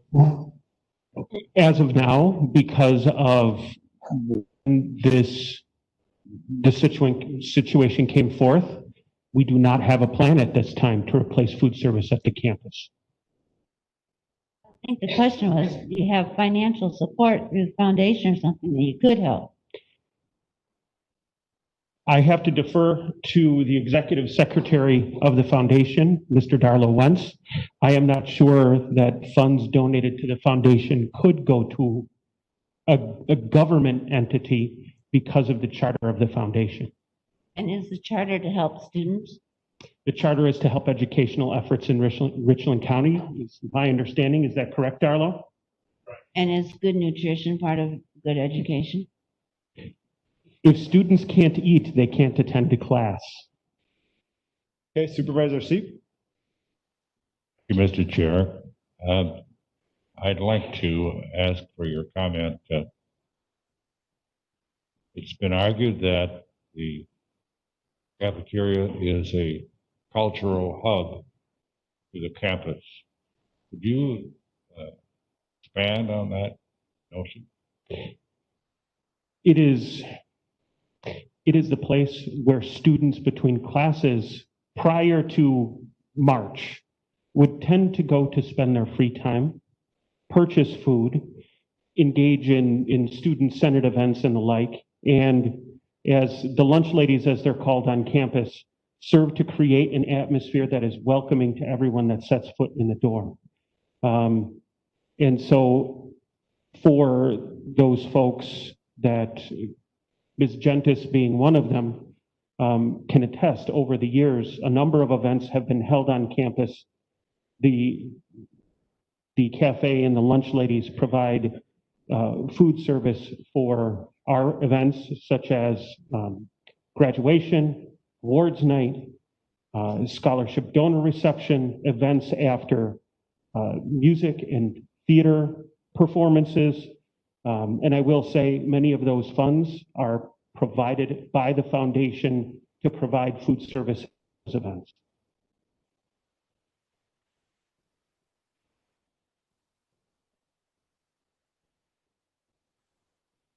Question is food available for sale to the students at certain times or throughout the school day? Well, the cafe does have regularly posted hours, and part of covering expenses implies that hours are going to be cut moving forward in this next academic year. Yep, we used to be open from 7:15 to 6 o'clock at night. We are now going to be open from 8 to 2. We are starting a grab and go service for the kids at the dorm, so they're food available at night and on the weekends. I have reduced the menu so that everything that's on the menu, we can filter through our nutrition program. And so if they have a certain meal, I'll be able to use it out front. If I'm going to use an example like our chicken fillet, we're going to use a chicken fritter. We're going to use it 4 different ways. We're going to use it on a salad. We're going to use it on a sandwich. We're going to use it on a wrap. We're going to use it on a breakfast menu. That way, and the meal site uses that product too. So there's things that we've done so we don't have cash in the freezer or money on the shelves. So we are trying to get as creative as possible to be able to make sure that our students are fed with some reduced counter hours to try to reduce expenses. And I increased prices 7% across the board. Okay, so I think we need to go ahead and move on because we have 4 more areas. So Administrator Langrick, if you can walk through the service impacts of the land conservation proposal. Mr. Chair, if I can step up, skip one and just talk UW Richland outlay while I have Dean Federley up here. It's further reduction in the building maintenance and improvements, which leads to further deterioration of county property, increased liabilities, and likely increased future costs in more elaborate maintenance efforts. The proposal is to reduce from 80,000 outlay, which I believe it was moved up to this last year, reducing that back down to a $60,000 outlay. And if I can have Dean Federley speak again on the impacts of that. And I know the Dean has also submitted to me the list of maintenance improvements and the projections of what that would look like to kind of keep the campus and facility on course. Dean Federley. So the reduction in the building outlay would reduce and further, supervisors, you've heard this before, there's deferred maintenance all over the county. And so I'm not going to repeat that message to you. I will say we also provide the maintenance and upkeep for East Hall, which currently houses Extension, and Extension utilizes East Hall rent-free. The idea that at some point expenses will have to come back and be paid. And so we have an amazing staff and they're going to do their best with every last dollar. And I believe that the UW-Platteville Richland Committee has seen the resourcefulness of the staff in making sure that the dollars are wisely spent to make sure that these buildings and this investment by the county is well maintained. Okay, so let's move on to land conservation then. We got to keep this moving here. The proposed reduction of a planner technician will have significant impacts on cost sharing of the farmland preservation program, reduction in the land conservation grant, and supporting nutrition management plans. I would defer to Director Kathy Cooper to help elaborate on the impacts that this would have to her department, her constituents in the county. Kathy. The position, we have a planner technician and we have a technician position. The planner technician mainly works with the farmland preservation participants. This program provides state income tax credit to the landowners if their land is zone exclusive ags and they're in compliance with state performance standards and prohibitions, such as soil loss on the cropland and pastures below tolerable soil loss. They have a nutrient management plan on the cropland and pasture. They're not overgrazing their streams, and they're not overtopping or have leakage from manure storage, and there's no runoff from their barnyard to feedlot into the waters of the state. In return for doing that, the tax credit is based on $7.50 an acre for land that's zoned exclusive ag. We don't have the figures yet from 2019. In 2018, it was over $500,000 in tax credits that went back to our farmers, basically. These are the people that they support our local businesses, they pay the property, pay a big share of the property taxes. So this is, in these times when prices are not doing so well, this is a way for some of these farmers to at least be able to pay their income tax and or vice versa, use if they get a refund to pay their property taxes. So to stay eligible, this person works with all these landowners, making sure we have to monitor 25% of their certificates of compliance each year. They also work to make sure their nutrient management plans are up to date. Sometimes it's one-on-one training, get them to do their own nutrient management plans. I help with some of that stuff. And then he also helps out our planner, our technician with some of the work out in the field, surveying, construction checks, And then we have the dams, the Ash Creek Community Forest that we work with too. So I and the technician can take over some of that. Part of it too, though, is I also have the Parks Department, Parks Commission, and it takes up. I'm only allowed to keep our grant, staffing grant from the state, the land conservation. I can only spend 5% of my time on parks, and I really regulate that. If I take on extra duties, there's some things that I may have. It's gonna be hard to get some of that stuff done. The big thing has to do with and Victor, I know, has dealt with it before, the snowmobile grant. They're a lot of work, am I right? So, but the biggest impact would be maybe not this budget as far as, well, if we do all this work for farmland preservation, the state could decertify us as a county to do that. And that would mean that our farmers wouldn't be eligible for the tax credit. And some of them really depend on it just to pay their taxes or pay their property tax. It's $500,000 that maybe doesn't directly come to our county coffers, county budget, but it does come via property taxes and spending through sales tax. The staffing grant is based on, we get from the state, is based on 100% of the first position that has at least 95% of the time spent on LCC activity, land conservation activities. Because mine is the highest, we use that one. Then the second one is supposed to be 70%, but because of budget issues at the state level, it's 70% of 70%. Well, I use the next highest position, which is the planner technician position.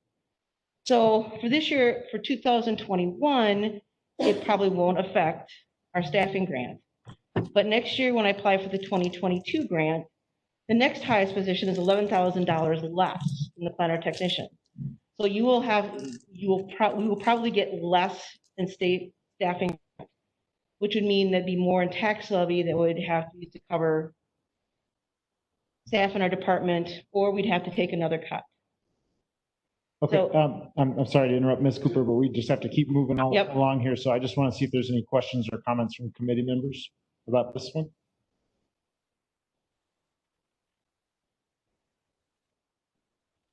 Yep, Supervisor Seep. You saying that the farmland preservation funding to the farmers is in jeopardy if this cut occurs? Are you saying that it can't happen? Saying there isn't enough help to continue that program? At this point, I don't know. We'll have to see if that position's cut.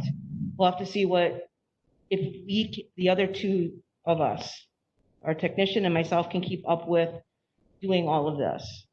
I'm not saying it will be, but I'm just letting you know that that is always a possibility on the back burner, and we don't know. We'll do our best to get everything done, even with the less amount of staff.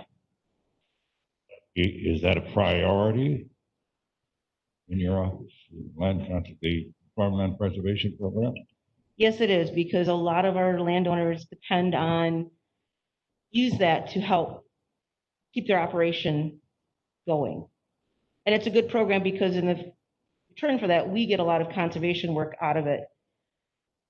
And that helps out with our environment and even like tourism, keeping our streams clean. So we're saying that other functions in your office among your staff are less of a priority? That this would take precedence over other functions of your office, of your staff? No, that's not what I'm saying. I'm just saying it's one of the important ones. That and working with the landowners on the cost sharing, helping, they kind of go hand in hand. Okay, questions or comments from anyone else? All right, let's keep moving on then. So child support Simon Center is the next one. The reduction cut of $20,000 of operation levy from the preliminary $35,000 in operational levy, which does not feel good because that's quite a chunk of what we are continuing to contribute in regards to levy for operations. The city, if they match it as they have done, would result in a total $40,000 reduction in operations for Simons. This would increase personnel difficulties in filling the assistant director position. Currently, interim director Gobin is working without an assistant type of position to make up for revenues and such lost for this year. Trying to then fill that position going into the next year would be further challenge. I would defer to interim director Gobin to further elaborate. Okay, Ms. Gobin? Hi. So Simon's Recreation Complex, for most of you guys know that we have an indoor facility, indoor pool, whirlpool, sauna. We have racquetball courts and fitness facility. So our facility does promote health and wellness in Richland County and beyond.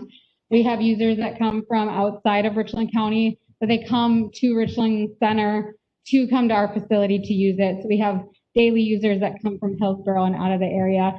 Our facility isn't just for physical health. We have a lot of people who are older adults that come to our facility for water aerobics, for injuries, or just to reduce their pain. Some people live alone, and that's their social outlet. Come in, do exercise, and talk at the same time.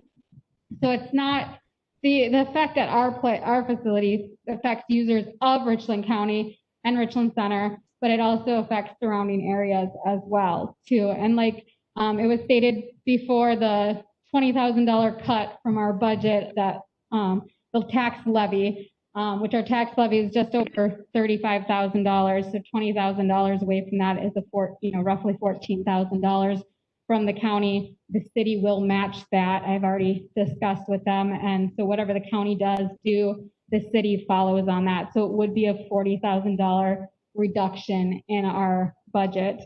And Simons Center was originally, John and Edith Simons originally is the couple who donated the money for the facility. So when the facility first opened, it was through donation.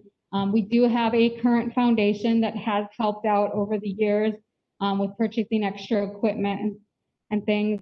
They just a couple years back just redid the whole entire sauna. That was all done through our foundation. So we use our foundation as much as we can. But with the $40,000 cut to the tax levy, it would affect our day-to-day operations. Right now, I am the interim director. There normally isn't a director, an assistant director, and then I have a maintenance supervisor. That's the 3 full-time employees that we have at Simons. We have a number of part-time, the county deems them casual workers, so casual temp. So there's no benefits for the rest of our employees. So our instructors, our lifeguards, the receptionists, the front desk staff, there's no benefits that go with their position, no health or dental insurance for it. So right now, like, I'm the interim director. If you're thinking of the $40,000 cut long term, it could potentially be removing the assistant director position, which means right now I'm the interim director. There's nobody to do backup of payroll. Either I'm going to have to do my maintenance supervisor, teach him how to do payroll, or I'm going to have a part-time staff person who works less than 15 hours a week and train them on how to do payroll. So there are certain things that, that I need to, that is extra to have a backup person. We do a file where we pull from people's accounts each month for membership wise. And once again, I'm the only person right now that knows how to do that. It's, looking at, do I train the maintenance supervisor on how to do that pull, or do we have a part-time, once again, less than 15 hours a week staff member do those types of things as well. So that's just something to be aware of. But I do, just want to stress that the facility is an amazing part. Most small towns this size do not have a facility with an indoor swimming pool, racquetball courts, and workout facility. So it does bring people in from all over, not just our county. It does affect, surrounding areas as well. Supervisor Love? So everyone who uses your facility pays a fee, is that correct? Correct. Whether it's a membership that they pay or a day pass rate, correct. And those fees do not cover your operation? It covers a majority of the operation. So our budget is, I have to look at the numbers, but it's a large, so our percentage wise, our full budget is. I'm just wondering, have you considered raising fees to cover your operating costs so that you don't have to have? So we have we've done a study in the past, and I was not the director at the time. I wasn't, so I don't know the details in my head, but there was a report done to say a study of what happens when you raise membership rates. And there is a point where you raise them too high, where if you raise up membership rates too high, then you lose people and you end up actually losing money. So it's like a fine line of being too expensive where you're not going to gain as much money as what you would at having lower cost membership rates. Okay, any other comments or questions for Ms. Gobin?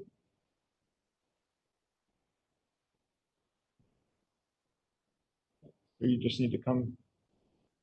Any others from the committee members? Yep, Supervisor C. Thank you, Mr. Chair. Everyone knows the Simon Center is a very essential tool of economic development in the community, and certainly difficult for us to think about impinging on its success.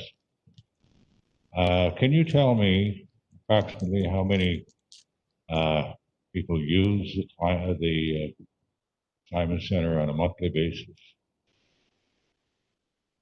On a monthly basis, it's usually pre-COVID, it's usually about 8,000 to 9,000 visits per month. So last year, or 2019, total visits for 2019 for the whole year, we had 86,196 visits for 2019. Do you have any way of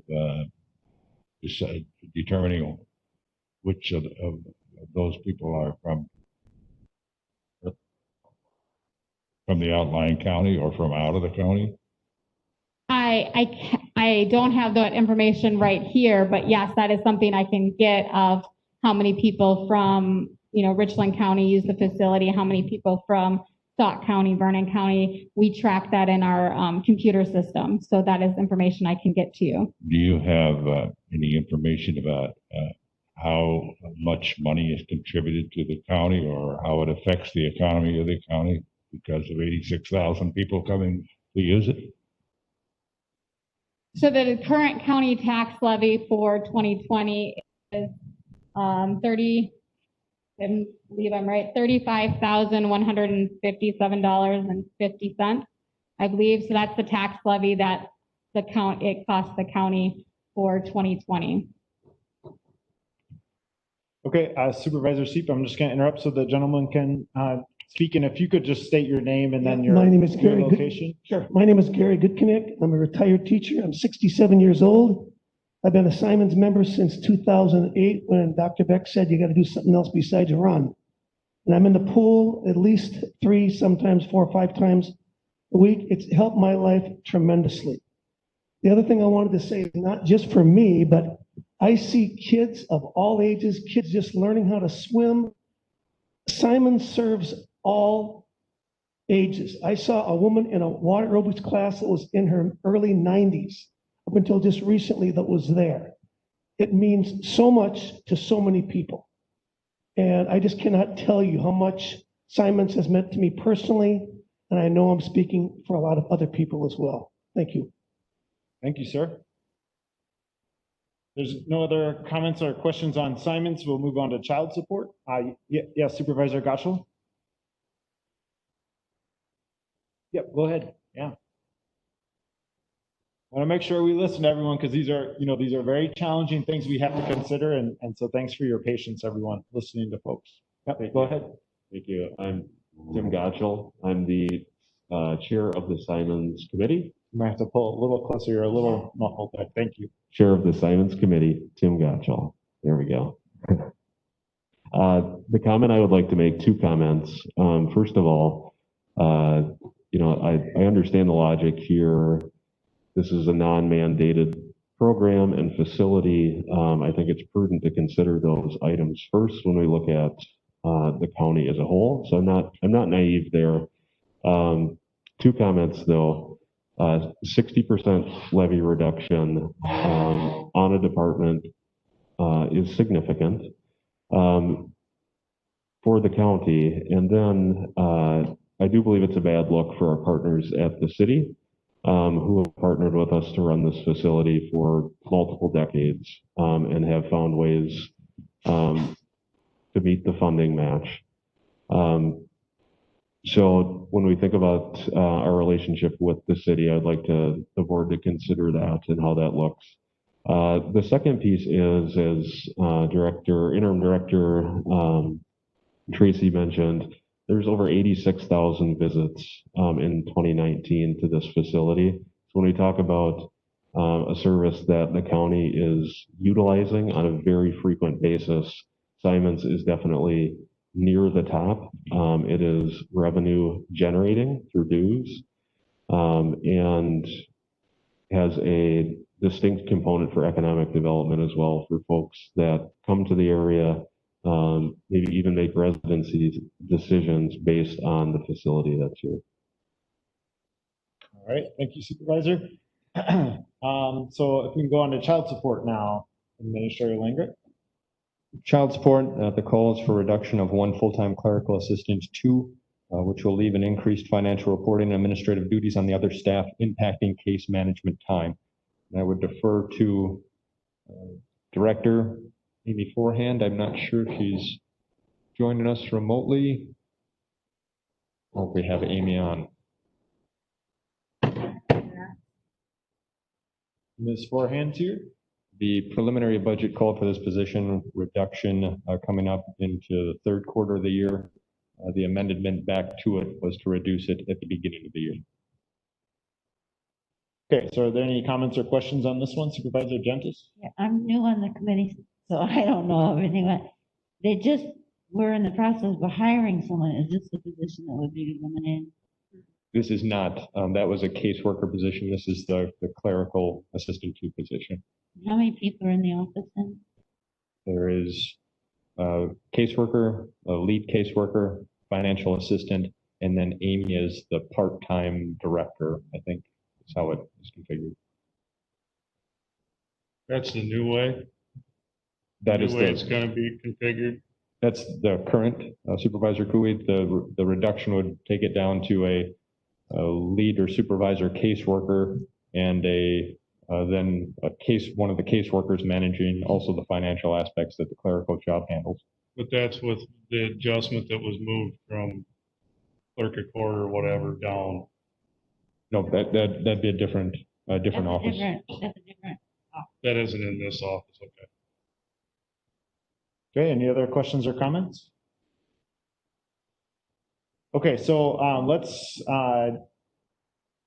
take a 7-minute recess. So let's come back at 3:05 and let's consider next steps with what we want to do with the budget. And then we have the rest of the agenda to plow through here. We'll see how far we can get. So thanks everyone for your patience and let's come back in 7 minutes at 3:05. 7. It's 2:58, so let's be back at 3:05.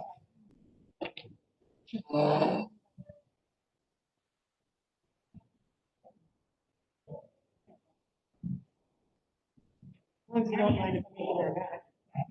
Yes.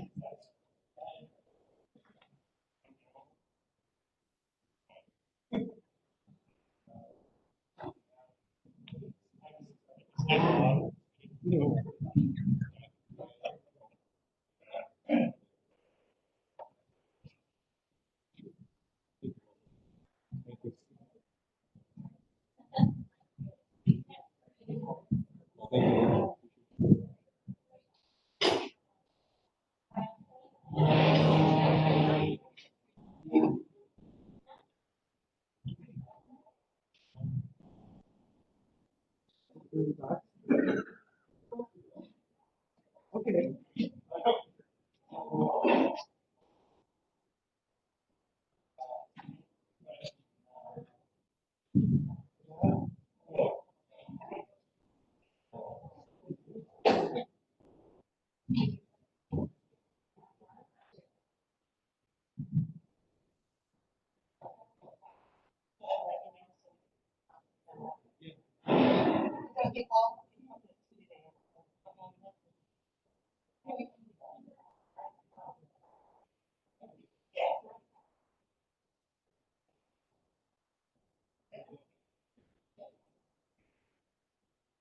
Hey, how are you?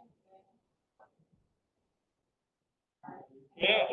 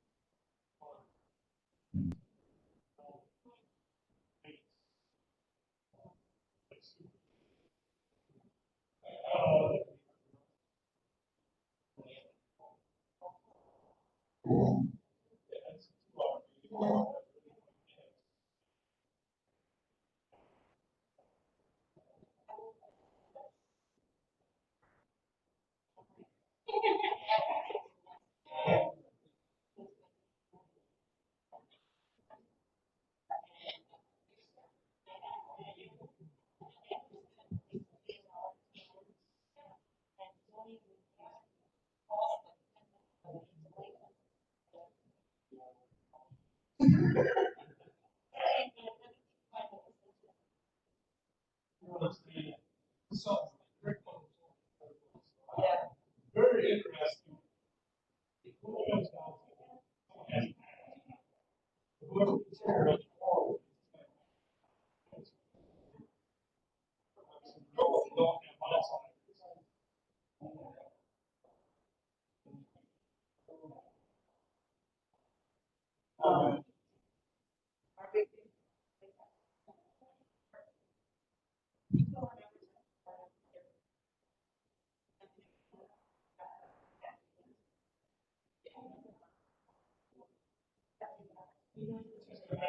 No, I'm just saying that.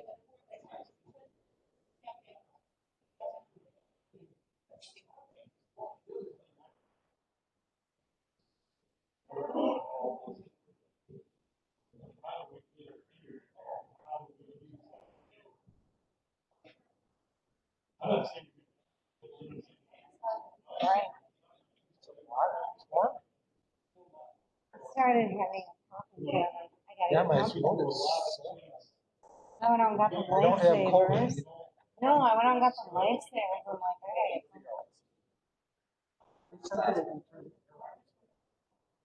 I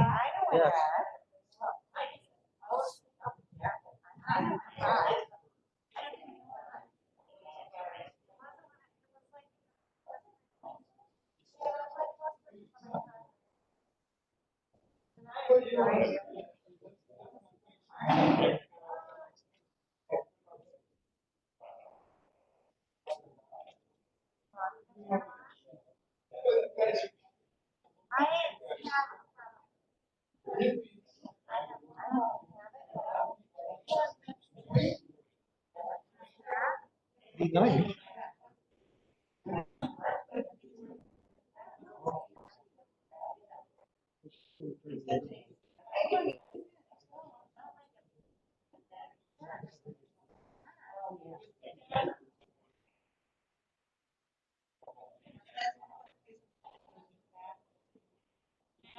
Nice.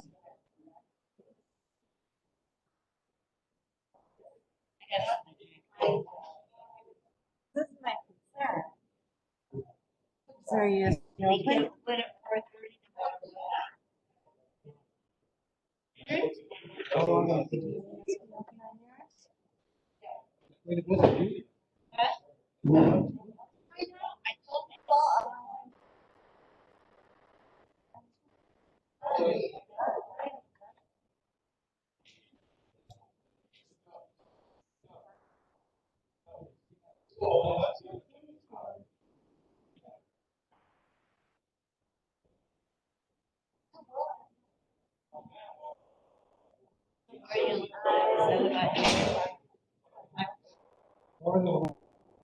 Thought about you.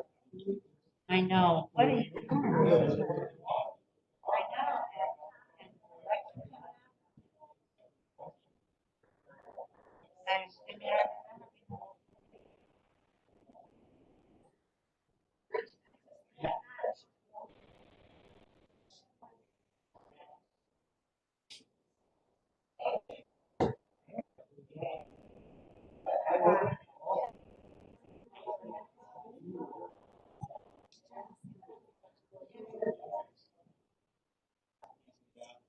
you.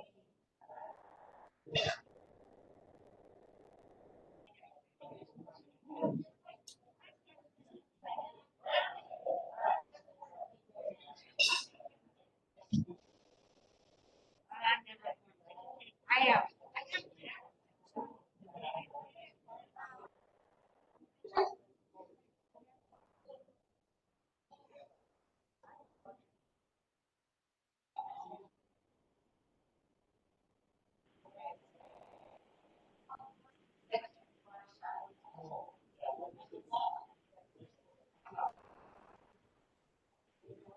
Someone wants to come after you for that.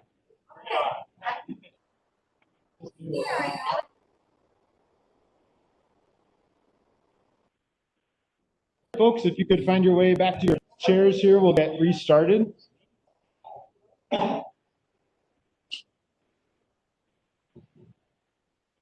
Okay, so I just want to make a few comments first. I one more person who wanted to make a comment before that didn't get to, so I'll let him speak as well. But I'd just like to reiterate, thanks everyone for your patience. I know this is a very long meeting, but I think it's important that we hear about the good things that we have with each of these departments or areas that are being considered for cuts.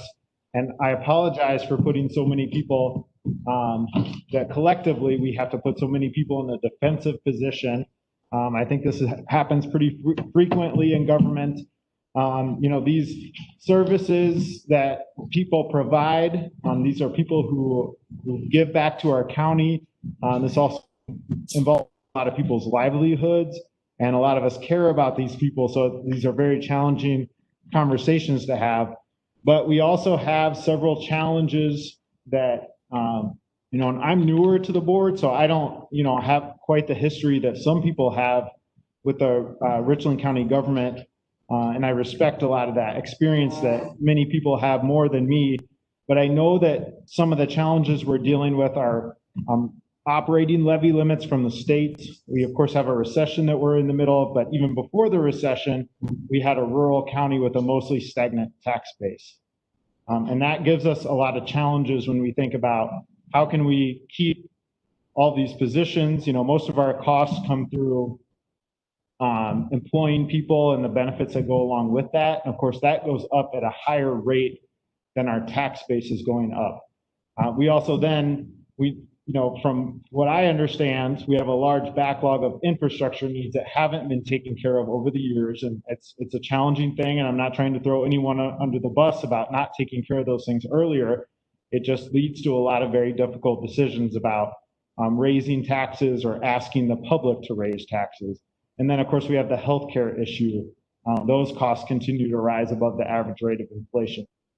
I have a lot of challenges, but you know, I do think we have some opportunities too. You know, this county looked at hiring an economic development director in the past year, and we have done that as a county board. We also have started looking at more at borrowing than we used to historically. Although we borrowed to build the nursing home before I was on the board, we have borrowed more lately, and that is an option that obviously we can and we are looking at. And then one thing that's not on the table and probably won't be for this year, but one option the state does give us is operating referendums and to go to the people of our county to ask for increases. So we do have, you know, there are opportunities. We also have, I think, really creative staff. They've been creative in the past about dealing with some of these challenges that we have. And I'm confident that a lot of our staff at the county can look at how, you know, can consider how serious the situation is. We've never really faced a lot of these cuts we had to make. Administrator Langrek is helping us to face the amounts that we would need to deal with in order to be more financially stable given the current situation. So certainly, I don't think any of us want to be throwing Administrator Langrek under the bus, but we do have to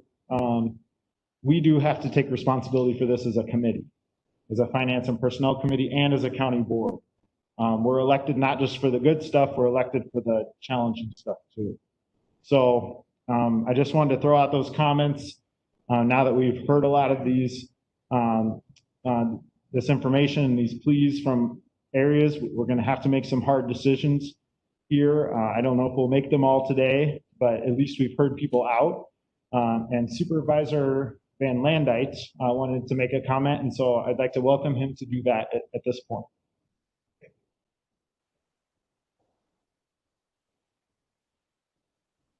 Am I on? Yes.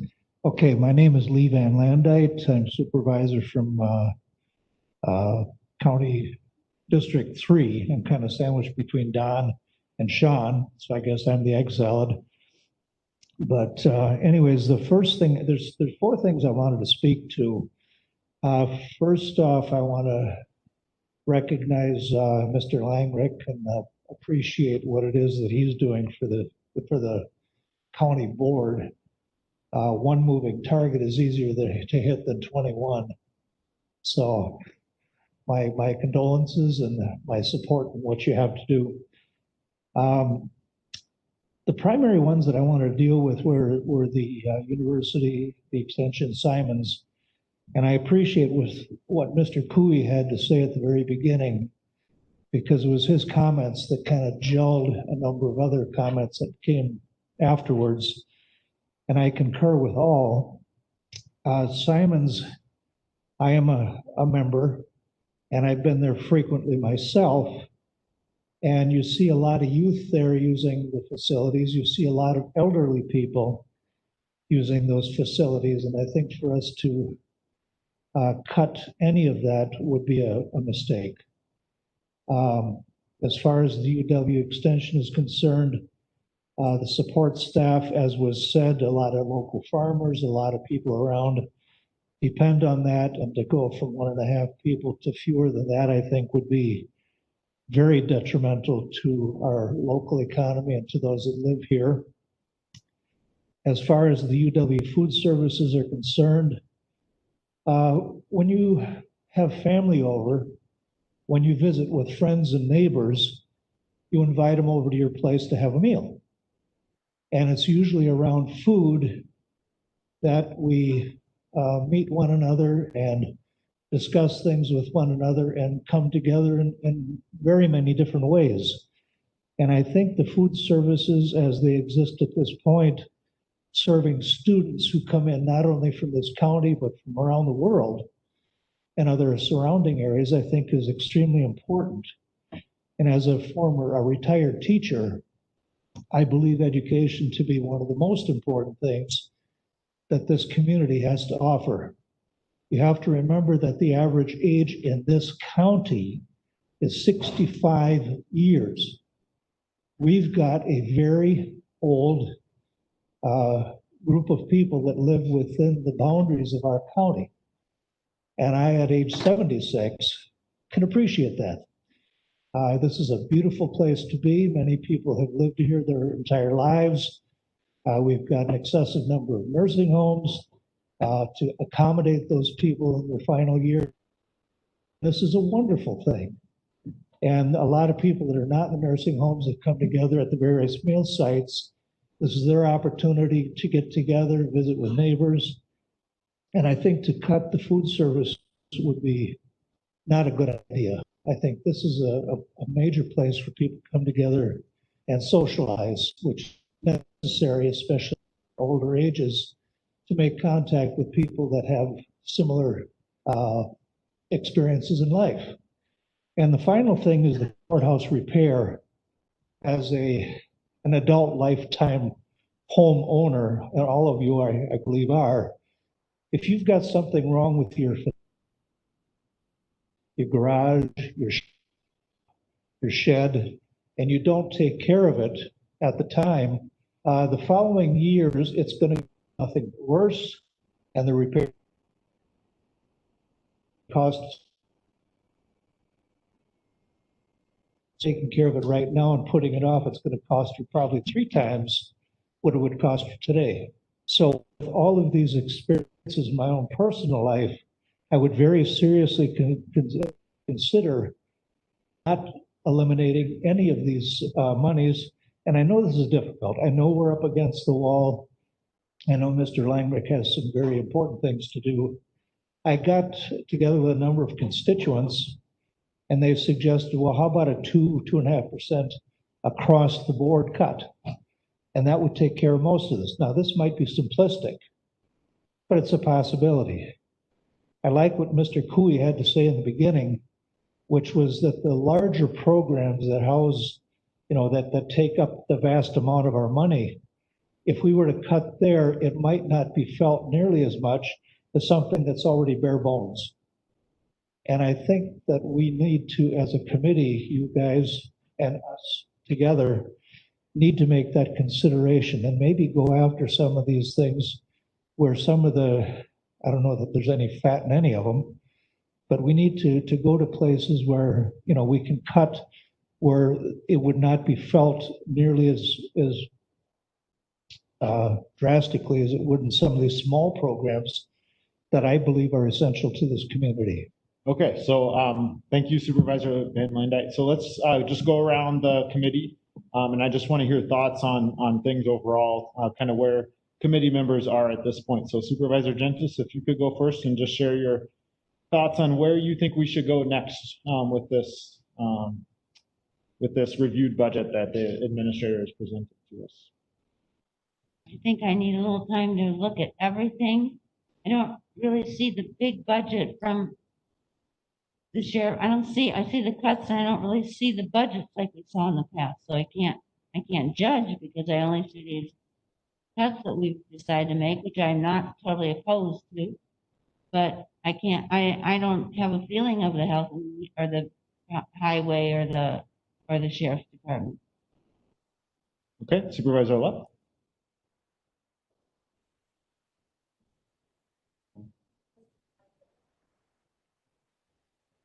I have to use Marty's there. You can use, yeah.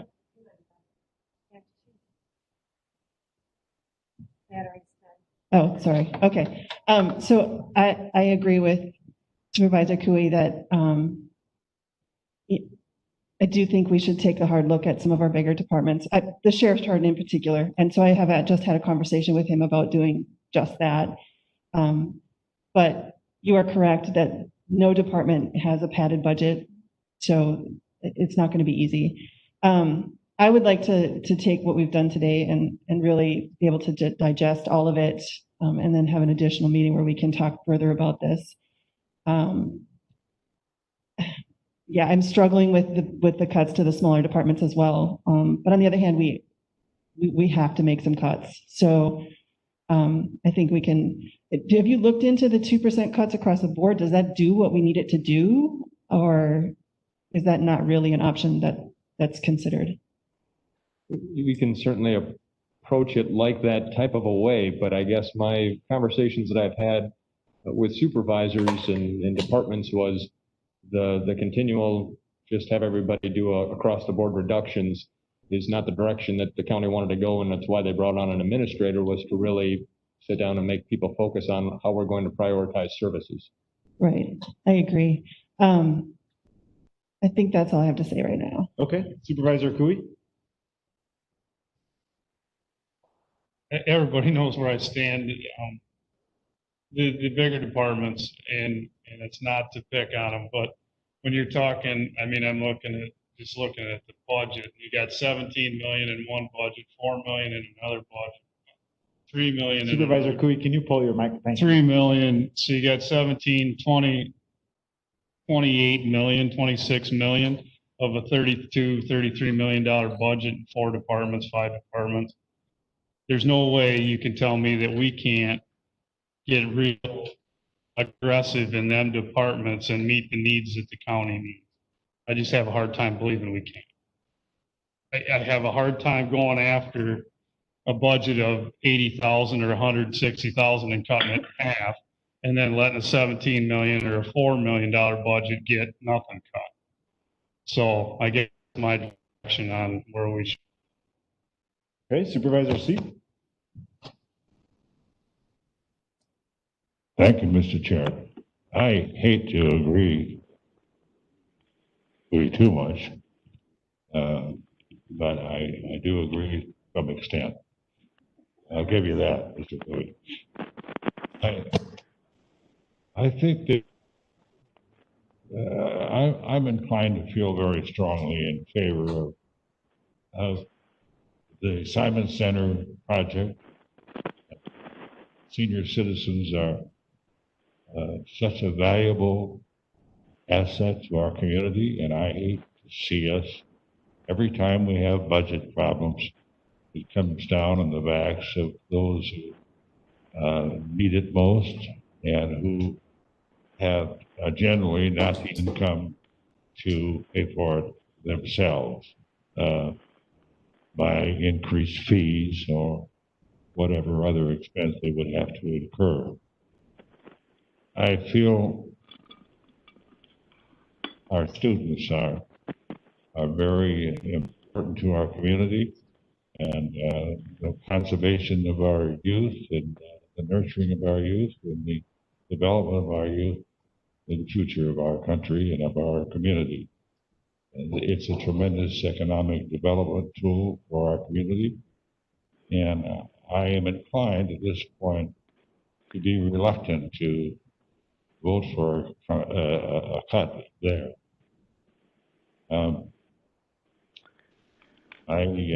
Both the Simon Center and the student program and the food service program are, I think, all important, essential services in the community, and they reach out to the people who perhaps need it most. And so I am going to have to hear more arguments and more evidence. I'd like to see this decision based on data. I'd like to see how much economic development, how much the impact is on the economic development of the community in terms of these assets, both the Simon Center and the UW. Okay, Supervisor Turk. Hello. Thank you, Mr. Chair. I haven't spoke up a lot during these deliberations. I don't have a lot of specific comments, but I just want to reinforce the fact, and other folks have said this, that we're not looking at cutting things we believe are bad. We cut the fat out of the budget a long time ago. This is meat down to the bone. These cuts are going to hurt. We know that. We are cutting programs that are not only popular, they have a positive impact. That's undeniable. But there isn't enough money to go around. Something has to get cut. We're not saying these are good ideas to do. In many cases, they stink. We wish we didn't have to do them. But there are no easy answers. There is not enough money to fund everything we would like to do. There are things we are legally obligated to fund, and we have to fund those. But it's always going to come down on somebody when we make a cut or when we raise taxes. We're trying to find a balance of borrowing responsibly, which is going to raise the property tax burden on the homeowners of Richland County, and keeping our expenses in check, which will possibly cost some people their jobs. These are not fun decisions to make. They are not easy decisions to make. They are going to be, in some cases, unpopular decisions, but that's the position we find ourselves in after kicking our financial can down the road for many years and putting off things for many years. We have to make these tough choices. That's the job we brought a county administrator in to help us do, but as the chair made a very good point, ultimately it is our decision to make these choices, and we have to face them squarely. Okay, so thank you, Supervisor Turk, and all the other committee members. So I think what I'm hearing from folks is that they're not prepared to make a decision today, and they need a little time to chew on this.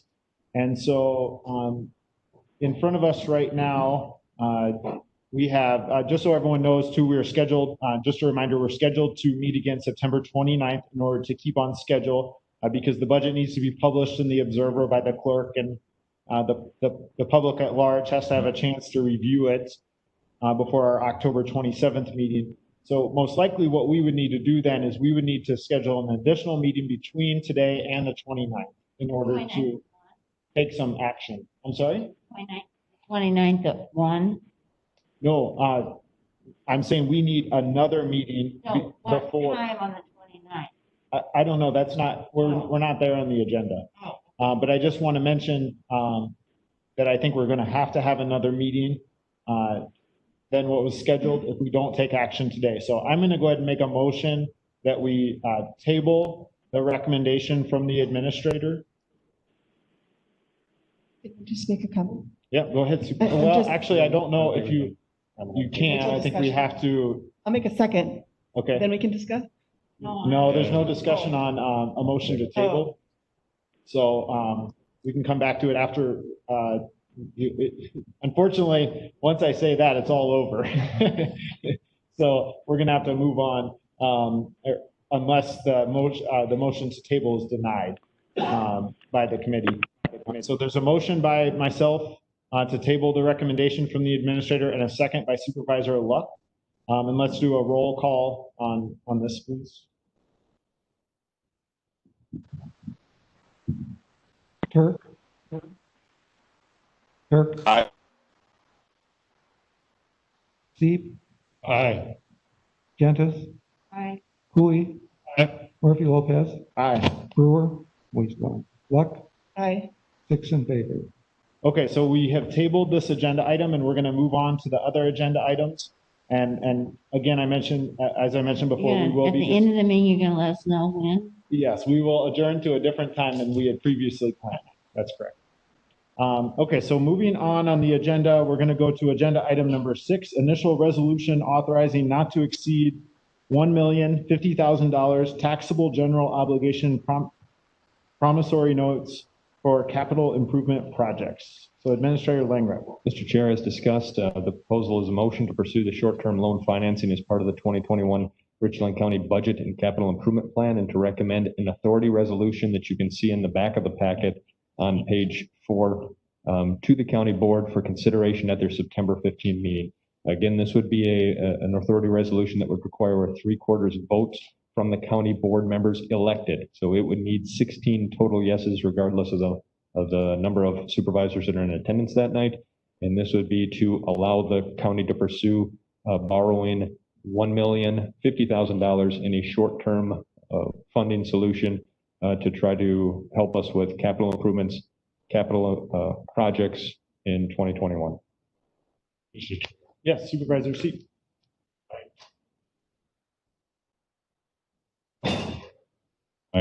Yes.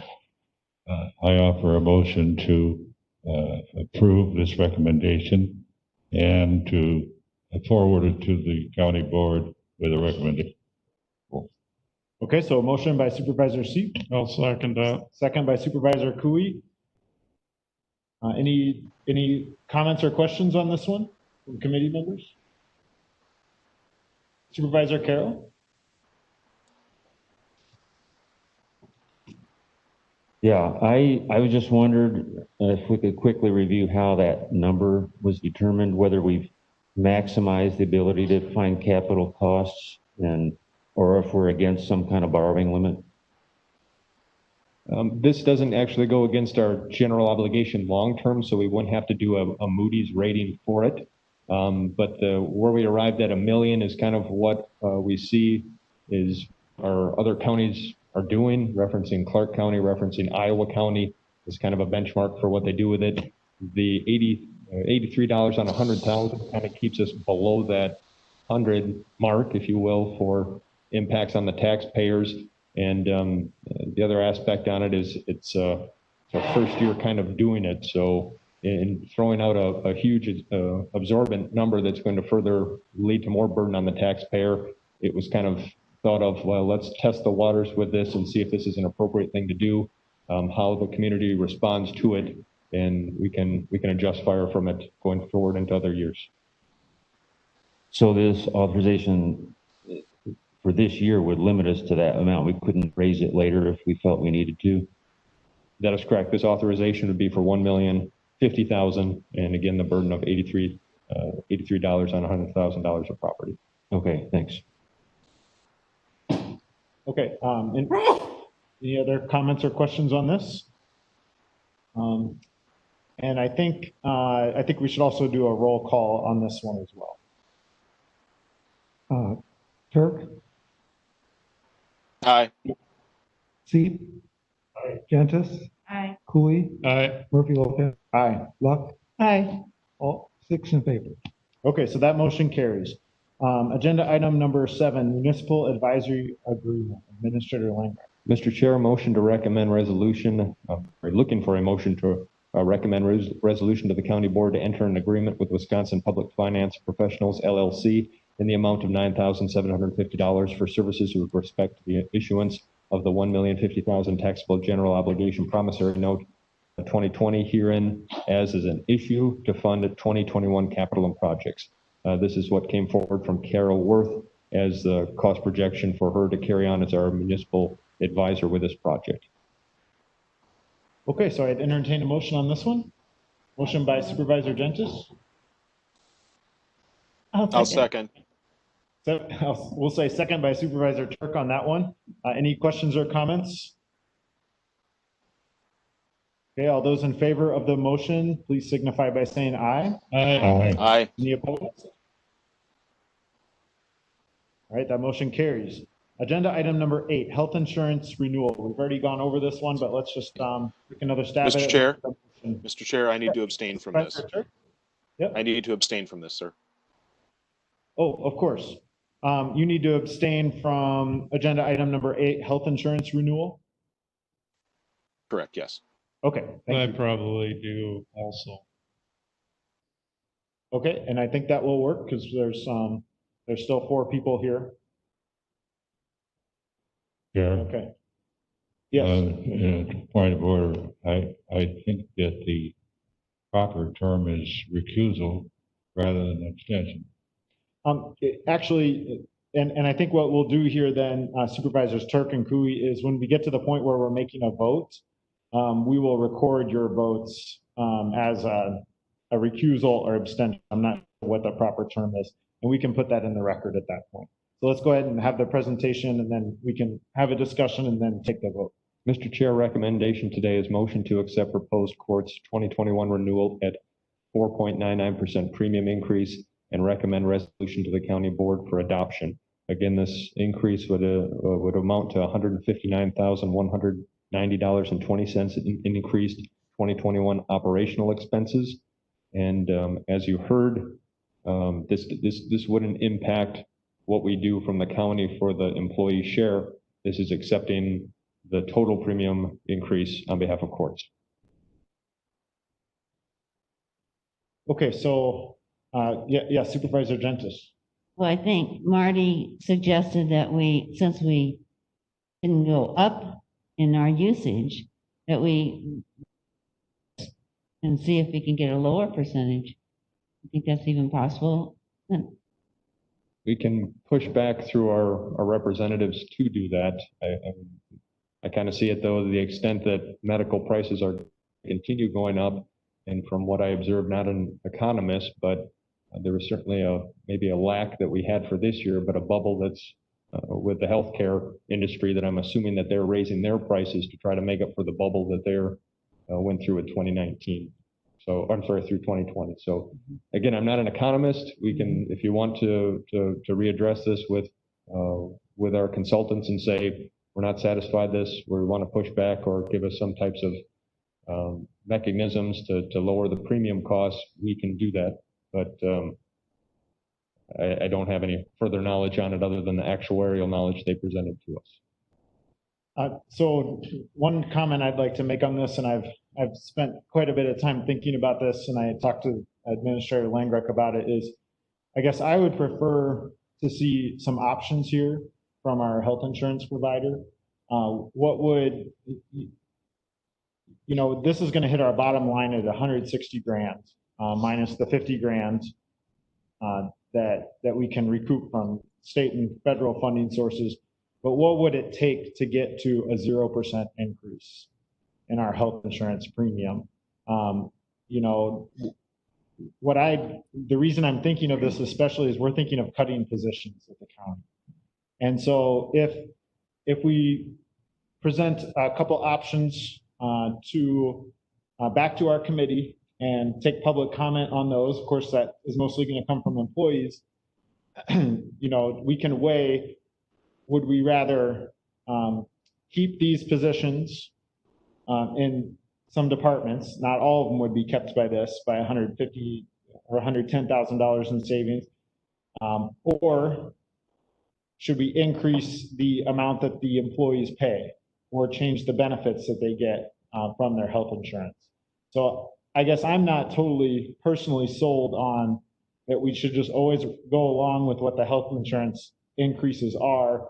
We might want to compare that to the other option of losing employees or losing services. So I'd love to hear what other committee members think of that, of exploring that.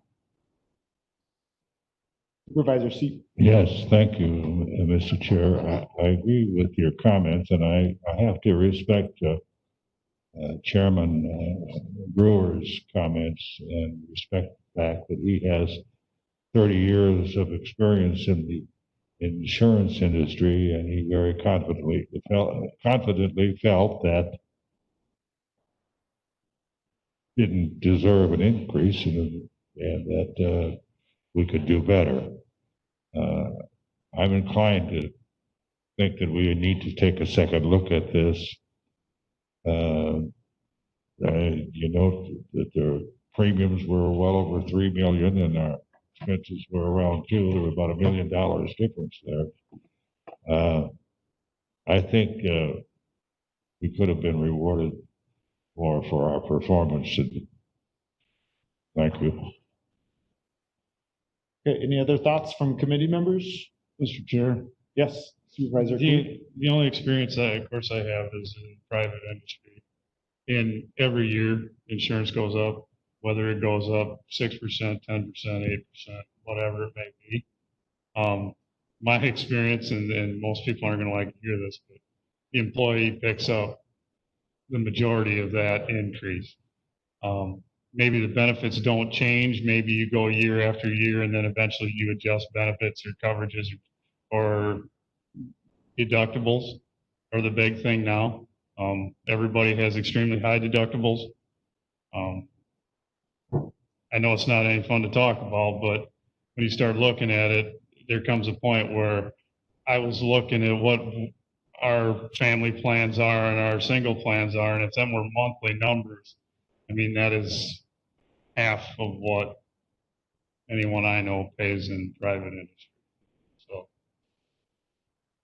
just my 2 cents worth. Any other committee members who haven't spoken up yet on this? I would just like to say that I agree with you. I feel like we should look at this again, and if we're going to meet in 2 weeks or whatever, that maybe some of these possibilities could be explored in that time frame and brought back to us.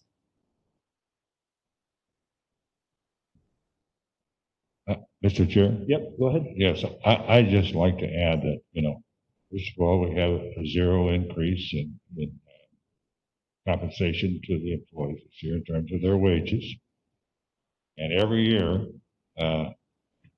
since I've been here, it seems like we have balanced the budget on the backs of employees who are the greatest resource that the county has. And I think we should really consider every option before we ask our employees to pay more. We're actually giving them a decrease in wages by having a zero increase this year because of inflation.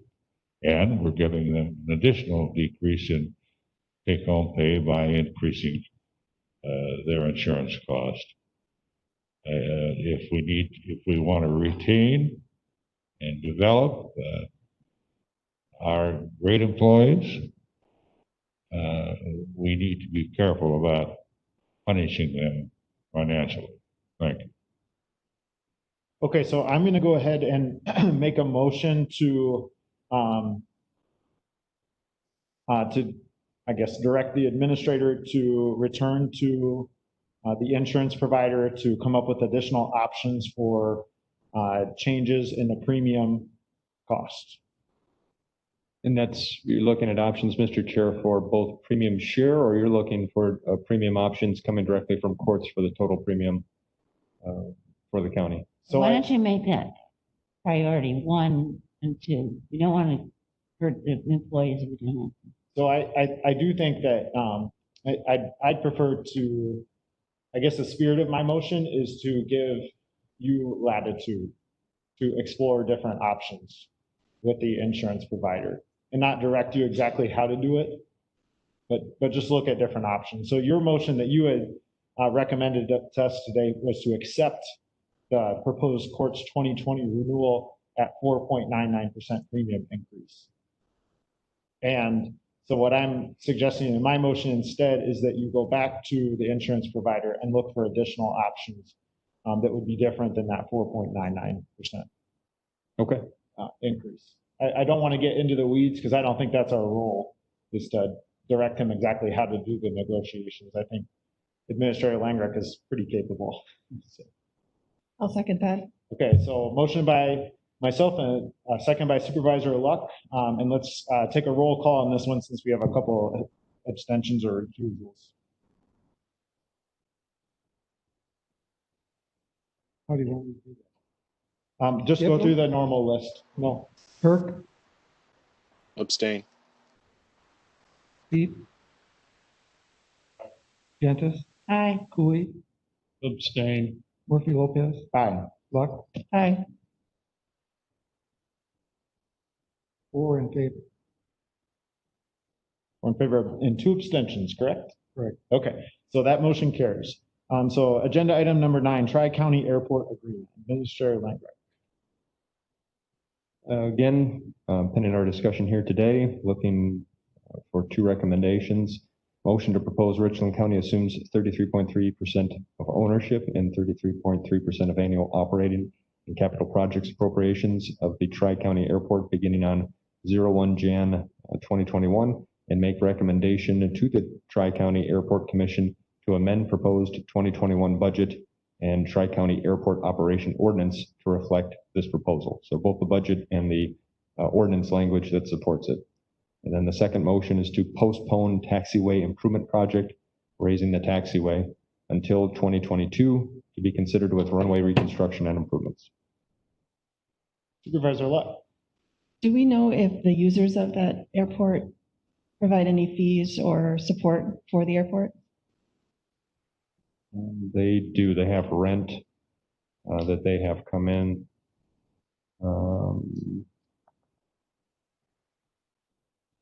Let's see.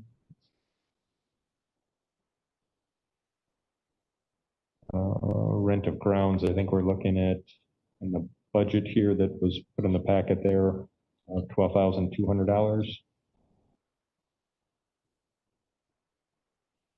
And then we have hangar leases of $24,000.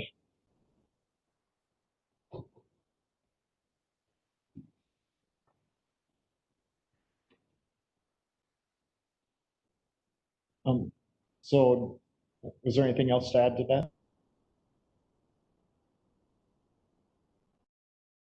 So on this issue, this came to the Finance and Personnel Committee last year. And so Janetta made negotiations with the airport in the past. And the airport, you know, our share in the past, I believe, was 33%. It was 25? Yeah, 25. Previous to 23. Previous to last year, though? Because we negotiated a different, we have a new percentage as of 2019. Before that, we were paying, I believe, a higher percentage. It was split, if I remember correctly, it was split. Iowa County and us were split in half, and then Sauk took the other half. If I remember correctly, it was 25 and 25 and 50. Is that what it is today, Administrator Langreck? Yeah, that's what it is. By resolution 1916, it's 25.5, 25.5, and 49. Yes, for okay. Sauk. I'm not sure what it was prior to this ordinance. So previous to that, I believe we were paying a third. I think it was equal thirds for each county. And in 2019, we adopted a resolution changing that so that we had a lesser share. And at the time, I was advocating for a lesser share because our population is so much less than Sauk County and even Iowa County as well. And then Janetta went and made those negotiations and was able to achieve that lower cost for us of 25%. So on this, knowing all these challenges we have with even keeping our existing employees and services, looking at page 2 on this, Mr. Langrek has made up an option where there's based on population, our county's population compared to Sauk counties, we would be paying a 22% share if we were, and that would have a positive impact on our budget. I believe, is that correct? Can you explain that, Administrator Langrek? I'm not. If we're moving down, there's the overall reduction that is proposed in budget. So with then reducing our apportionment contribution, if you're looking at a difference of if we still ask to have the taxiway project deferred until 2022, then having a reduction in the percentage of our appropriations for operating expense would leave us, we'd be $5,607.50 of less levy gap. Okay, yeah, so thank you. That helps me understand that better. So we would have if we negotiated to only pay per capita cost for this airport, we would be saving $5,600. And that would be another help to our budget.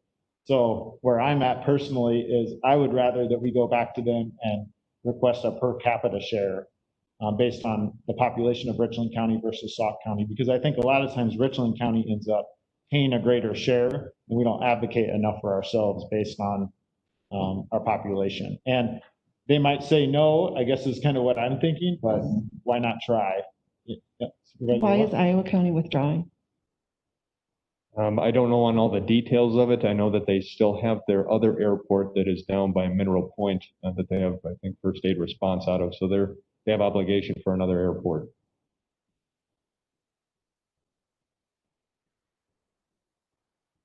Other committee members? I like your idea. Me too. I'm not against going and asking for less, but Marty made a very good point that when there's $14 million in revenue, the people that live in Richland County, that pull out of Sauk County and the main user of that airport, you'd hate to see anything happen to that airport where it could cause a company to decide longer to be here. $5,000 doesn't sound like much to make sure you kind of take care of that. Yep, Supervisor Seat.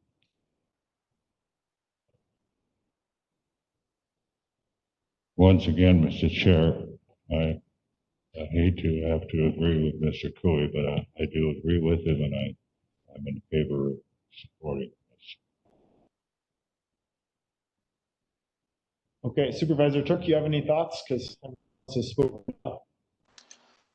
I'm along with Mark on this, that yes, in spirit, I totally agree with what you're saying, Sean, but in reality, we're not talking $50,000 or $100,000 here. We're talking $5,000, $6,000, $7,000, and that does seem a smaller price to pay to ensure smooth operation of what's a very important resource to a major employer. Okay, so the other thing I want to mention here is that we are negotiating with Sauk County at this point about how much Sauk County, how much we will pay. So is that correct, Administrator Langrek? That's correct. Our other partner is Sauk County. Okay, and the only reason we have to make this change is because the contract, the contract currently states that Iowa County will pay 25%, we will pay 25%, and Sauk County will pay 50% approximately. Yes, sir. And so now we have to renegotiate the contract. This is an opportunity for us to renegotiate based on the contract changing since Iowa County pulled out as of July 1st. Yes, and I don't have any firm motion that came forward from the committee, the airport commission, other than the budget, which kind of was just directed by the manager of splitting it in half.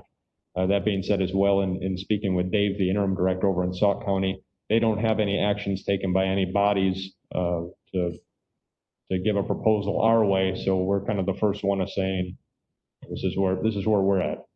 Okay, so I just want to clarify, I'm not proposing that we pull out of the airport at all. And I'm not even saying if, say they don't accept the 22% proposal, I'm not saying I would want to pull out, or that I would advocate that we as an agency pull out of the airport. I'm just saying our initial proposal, I'm suggesting, should be lesser based on our population, because we have a lot of financial challenges to deal with. I'm sure Sauk County does too, but why? I'm not quite sure. I haven't seen the data to support why would we be paying more than share. Sauk County has a much bigger tax base than we do, and so that's my concern, is that we're giving up too much money on the front end here in the negotiation. If we haven't started negotiating, I don't see any reason. I don't have a problem with that. My point is we don't want to entertain pulling out of there altogether. So if it means that we're going to end up at the 33, I'm not against the 33, but if we can get it for 22, I'd surely take the 22.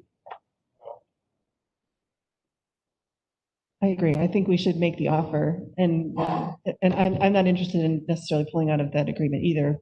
But if we're negotiating, let's start negotiating. You start low and you have room to move. Okay, so I'm going to go ahead and this is my day to make lots of motions, I guess. I'm going to make a motion to propose that Richland County assumes 22% of ownership and 22% of annual operating and capital projects appropriations of the Tri-County Airport beginning on January 1st, 2021, and make recommendation to the Tri-County Airport Commission. I'm just reading off of Clint's. I just substituted in 22% for 33 to amend proposed 2021 budget and Tri-County Airport Operation Ordinance to reflect this proposal. And then as part of my motion too, on number 2 under here, motion to postpone raising taxiway until 2022 to be considered with runway reconstruction and improvement. So that's my motion. My motion only changes 33 to 22%. But you're not giving him any leverage to negotiate. You're just saying exactly what he has to do. You should say starting at 22.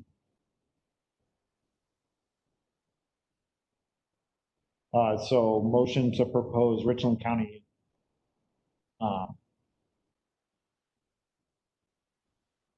I don't know how to put that into a motion.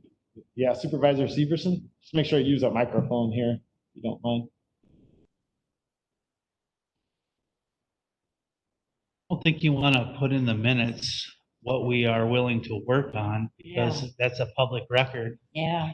And they'll know automatically what our highest is that we'll go. So. Right. This is going to be going to the bodies of the commission and to the Sauk County. So I mean, it's not really a sit down across the table kind of negotiation thing. It's going to be in a public meeting of this is what Richland County Finance and Personnel is recommending to their county board at this time. Okay, so my motion would stand. I'm not going to change my motion unless you guys don't want it, of course. Okay, so motion by myself and a second by Supervisor Seat. Any further discussion on the motion? Yeah, so he cannot negotiate.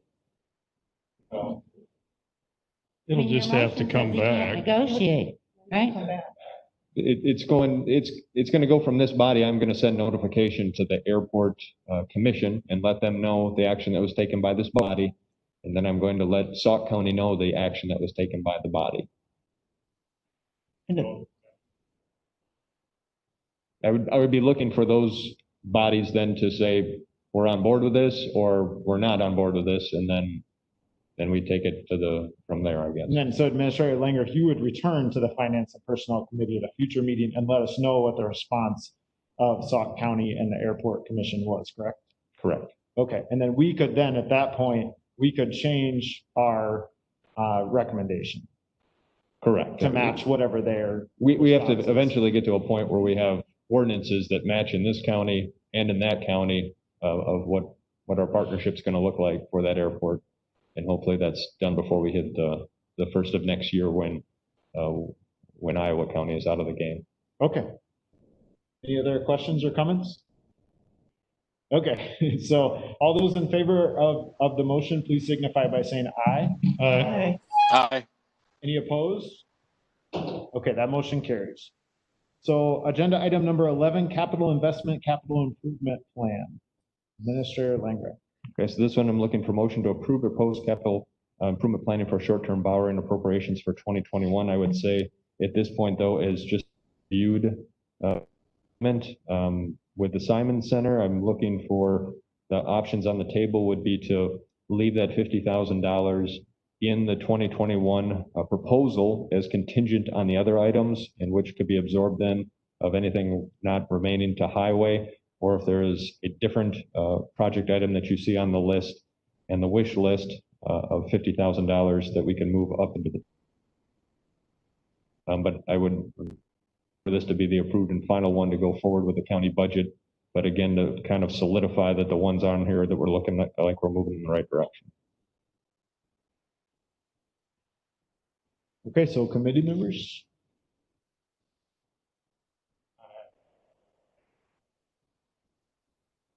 So Supervisor Seep, the action being asked today that we're being asked to pass a motion to approve the proposed capital improvement planning for short-term borrowing appropriations in 2021. Attachment, there's a spreadsheet which lists all the improvements, and the administrator has asked for some flexibility within that, with that one exception for the Simons group.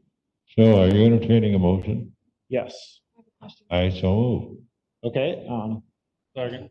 Motion by Supervisor Seep, second by Supervisor Kui, and Supervisor Luck.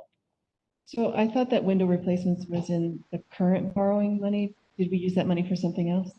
We did. We're using it for, well, it was labeled as carpet, windows, and a couple different projects, and we're allocating that now towards our courtroom repairs, carpet project there, and that kind of fun. So this is going to try to look and see what we can do, because even with $55,000, if that gets us a couple rooms on one floor, might be the grand vision of how much we can get for this. Okay. So no other questions. All those in favor of the motion, please signify by saying aye. Aye. Aye. Is there any opposed? Okay, so that motion carries. Agenda item number 12, Community Development Block Grant Project, Administrator Langren. Okay. I'm looking for several actions today. The actions that are needed are to review of current possible Cdbg closed projects. Then we're going to have approval for RFP and RFQ process for consulting administration of Cdbg closed program. Review, approval of resolution to adopt a citizens participation plan for closed program, and then review and approval of the citizen participation plan for Cdbg closed programs. The projects, the RFP process, the resolution to adopt a citizen participation plan, and then the participation plan itself. And I would defer to Director Glassburner to further discuss. Is Jason here? He was here. Hi. Oh, there he is. Thank you. Thank you. So I think that explanation was clear, and I don't know how much you want to talk about it, so I'll take questions.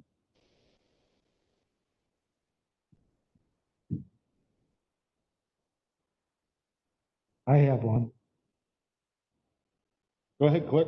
I thought I indicated that the clerk's office would not be involved. We have a record-keeping requirement in there for the clerk's office. I would anticipate that any program that's county-run would need to have records kept in a clerk's office, although I guess I could keep them in economic development.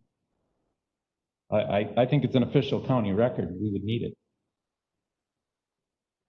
Well, given that we switched to the administrator, I don't know if that's appropriate anymore.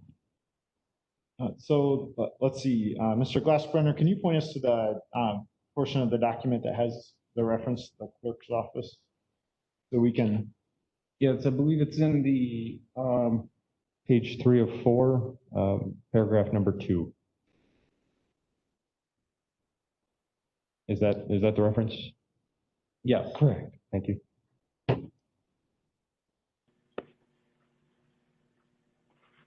Okay, so would there be, I don't know, Administrator Langreck, if you have opinions on that, or Mr. Glassbrenner, if it wasn't the county clerk's office?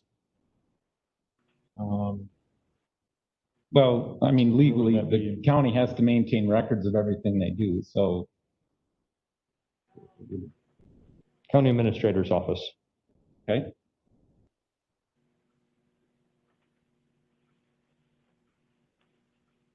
All right, so questions or comments from committee members about this? Basically, this document, these two documents that provided here were provided by the Department of Administration for Cdbg grant. So for this process. So these are documents that have been sent to us and largely completed, you know, with fill in the blank. So they're a template that they're used to. I will have them do a final review before we get to a full county board approval. But again, these are documents they sent to us that I filled in the different Richland County board, you know, the different blanks. So it is a document that has been looked over hundreds of times. Okay, so I have a couple of questions here. So on the cover sheet, action number 2 that's needed is approval for RFP or RFQ process for consulting administration of the Cdbg close program. I was looking through the document and I didn't see any spot where that's addressed. What are the details of that? Are you asking for us to approve you going out and advertising for bids for a consultant to administer this? That's right. So I wasn't aware of what the county process was, and I actually checked with Clint and Victor both on what the rules for this were. I assumed there was a standard procedure for request for proposal. And I guess the details are a little bit scant, but it's what I'm proposing is that we would put out a request for proposal per the standards that the county has for both application and administration of grants. So the application process is to make sure that we've got professionals looking at the application and that we're not missing any I's dotted, T's crossed, so that we're sure when the applications get there that we will receive the money back. The second element then is administration. Since some of the projects that are being proposed could involve Davis-Bacon wages, there are different reporting requirements, record-keeping requirements. It's way beyond what I'm able to do in the Office of Economic Development. It's also, and speaking with Victor, it's also beyond kind of his scope of work there. So it's very standard dealing with Cdbg grants that you would have an administrator, especially to the grant. I'm also asking for the application process. The application process cannot be covered by grant funds, okay? However, the administration process can be covered by grant funds. The application process, I'm being told, could be as high as $10,000 for 2 separate projects. However, from my office, I'm willing to support their work, and I've had also people, professional consultants, suggest that it could be as low as a couple thousand. So what I'm proposing is allowing me to go out and get these proposals for both application and administration. I'll bring the data back to you and be able to give you a full picture of what we would need to do to move forward. Okay, great. That answers that question for me. And then the other question I had was, what is the option for create a street project? What does it mean to create a street? Yeah, it just means that in the Cdbg, the use of these Cdbg monies, we're able to identify street projects in communities as long as the street project serves a wide enough area of individuals in a low to moderate income community. So it was just a name that I threw out there. Basically, we could find any number of streets in a low to moderate income community that could be the project. And so one of the projects that I talked to DOA about was the street project on Church Street between Hazelton and Gage. And because that's in Richland Center, which is a low to moderate income community, and it's wide area use, in other words, almost everybody in Richland Center uses it, it would qualify. So we found another street that could do the same thing. You could move the project, but you couldn't pick a side street that is primarily residential because it doesn't serve the entire Richland Center community. So I see you have Viola listed on here. If so I assume you might be approaching the village of Viola and asking them if they have a particular street that needs reconstruction, and then. So what I have done already is tried to reach out to the different communities and find out where there could be potential needs. It's a challenge because, of course, the smaller the community, the less wide area the use. There's just a lot of detail into making sure we meet the DOA requirements. But that's listed because I did reach out to Viola to say, hey, is there anything going on there that we could consider? The answer that I got, and I don't have the specifics here, was there wasn't anything there at the moment. Okay. All right, that helps. Do others have questions or comments? Yeah, Supervisor Sleep. Thank you. The name Street Project, was that a name that you put on this, or is that something that's objective? No, it's just, you can use CDBG monies to improve your streets. Okay, So streets only. No, it's the streets and different utilities that would run with them or underneath them. So it would include different utilities as well. So along the street, if there's a playground, that money wouldn't be available for that, or for a memorial park, or? Well, yes, there are uses inside of CDBG funds for parks. But it wouldn't be called a street project, I guess. That's correct. Okay, thank you.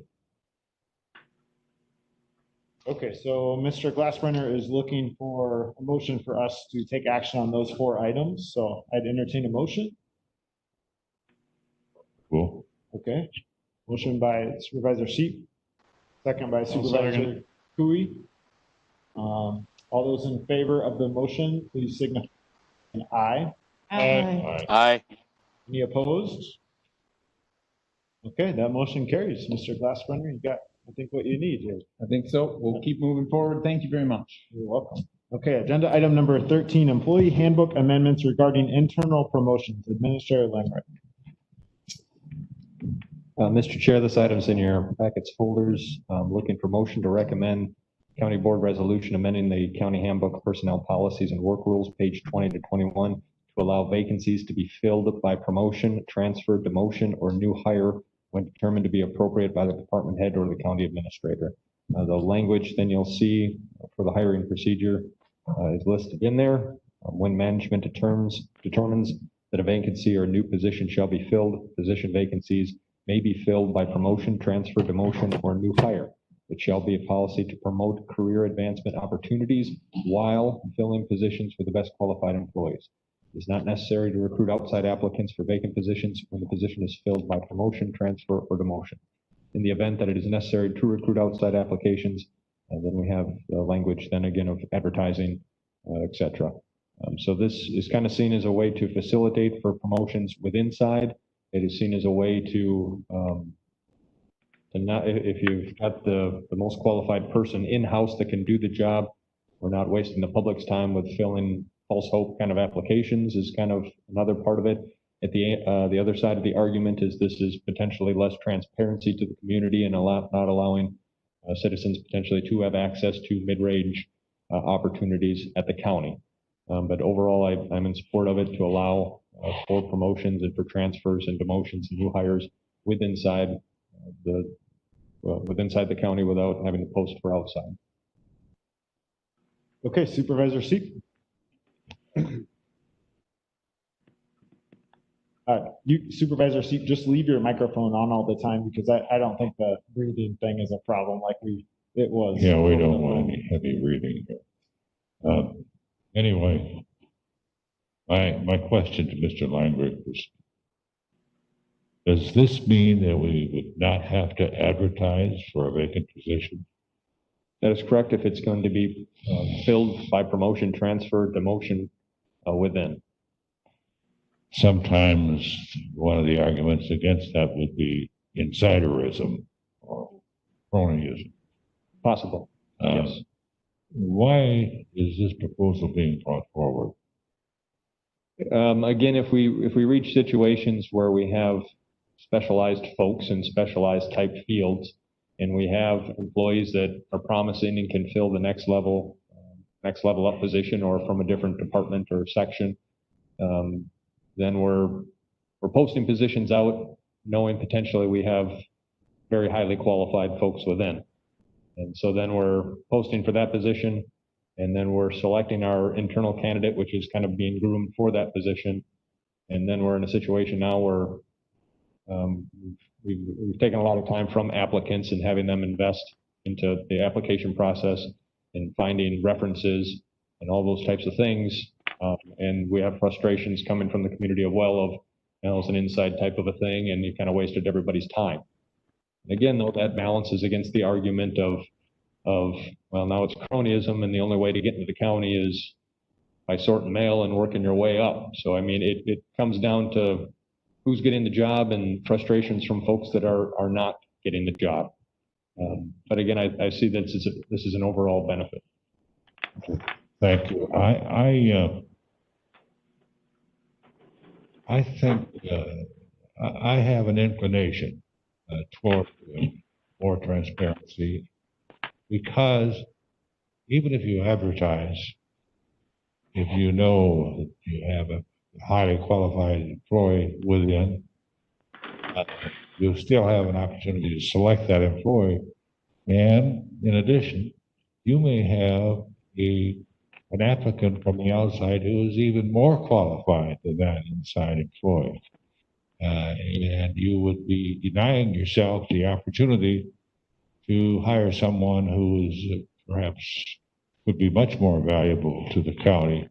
I tend to be opposed to this. Supervisor Cooey? I would have to agree with Mr. Seif, and that doesn't happen very often either. But my point on this is I'm not against filling from within, and I'm not, but there should be an internal posting process. And once the internal posting process is exhausted, then I see the need to go outside. But you may have people in the county that are just as capable or more capable in the position than the one you're cherry picking and grooming. And when we talk about having trouble with wages and having trouble with benefits, a lot of times people will work for a company or a place because they're treated well and there is consistency and they know where they stand. And by doing stuff like this, you create a sense of, well, I didn't get that job because Clint doesn't like me. And I don't think we want to go down that path. I'm not against it. I think we should come up with an internal posting process. It should be X amount of weeks. It should be done. Go through that process. If you can't do that, then you go outside. I'll just make sure other committee members. Thank you. Supervisor Turk, got thoughts? While I share the concerns about transparency, I also think this contributes to retention potential, to create an easier path for an existing employee than for an outsider. If you make an existing employee jump through all the same hoops as somebody who doesn't work there, then it could lead to frustration about, seeing that career path within the company. So while I do share the concerns about transparency, I do see this flexibility as being more positive than negative. Okay, thank you. And then Clerk Vlasic? Having worked in the system when we had a union and they could post, you were forced to take who posted. And you might get someone with personality conflicts, not purely qualified for the job. And in our small courthouse system, that went on a lot. I lost a lot of staff to Health and Human Services because it is a better place to work, more money, more flexibility in hours. This is a horrible thing to do to a department, and it'll be up to Clinton to decide if I have to take this person, qualified or not. So I would recommend we don't go back to union days, or we might as well form a union. Supervisor Gentis? Why would Clinton be the one to make the total decision? Your next agenda item gives him the authority. Okay, well, let's. I thought that was for director. Okay. Let's stick on 13 right now. So, my opinion on this one. So when I used to be a government employee, and I was a hiring manager, and I had temporary staff, and then I had to go through the process of getting permanent staff. And I met with our HR department, and this is a different government agency, but I found out that I had the option as the hiring manager about whether to post it externally or to keep it internal. I chose to post it externally because I wanted to make sure that people were, that we were getting the best, and that the existing temporary employees were competing. I liked the competition idea, but I actually did kind of appreciate that latitude myself, be able to make that decision as the hiring manager. What the process is for internal promotions, I mean, I think that's a good thing to clarify, so that there doesn't seem to be too much favoritism internally. So I guess I'm kind of somewhere in the middle on this myself. Maybe we need to flesh out that internal promotion system a little bit more. But I think, to me, it's a waste of time. I hear even private companies do this sometimes. They post the job, and then really there's no chance that they're actually going to give it to anyone on the outside, because the people on the inside already have it. And I don't want my time wasted as someone who would be applying for a job. So I kind of agree with Supervisor Turk in that respect.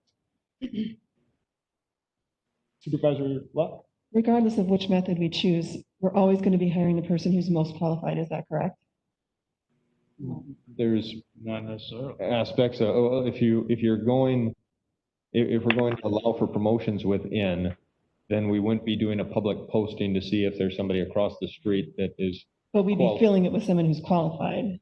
That's the goal, yes. Yeah. Because we're still saying that we have best qualified employees. I'll tell you right now, to me, you're just creating a mess. I have no problem with internally posting positions throughout the county. So anybody in Richland County that works for Richland County has the ability to post for that position. You're still going to take the best qualified person, but then it gives you the opportunity to see who the best qualified person is. If you exhaust that and you don't have anybody, then you're going to have to post externally to bring that in. This here is, if I ever even tried to dream of doing this in my world, I would have every agency calling me saying, this is unfair labor practice, this is everything, goes against everything you do. So I don't know why we would even entertain this, because this to me is just a problem waiting to happen. Because you discriminated against me because you never posted the job and you just picked this person, this person, this person. I'm totally against this, totally. One question I have, Administrator Langrick, is what were the, I'm sorry, did someone raise their hand I didn't see? Okay, just a second, I'll get to you. So what were the various opinions of department heads? I mean, I know we've heard from one department head today who's opposed. I'm just curious what the process was. Or what the reactions were, is what I mean, from department heads. And I know we have another one who wants to speak. This isn't something that I had entertained at my department head meeting. It was pushed out via email to send out to say this is out there, and my feedback on it has been minimal. Okay, you have not heard feedback on it, is that what you said? Very minimal. Okay, so yeah, Ms. Thorson? Thank you. I had proposed something similar at the last Finance and Personnel Committee that was on the Health and Human Services addendum. And that came from my experience in another county where this language was utilized.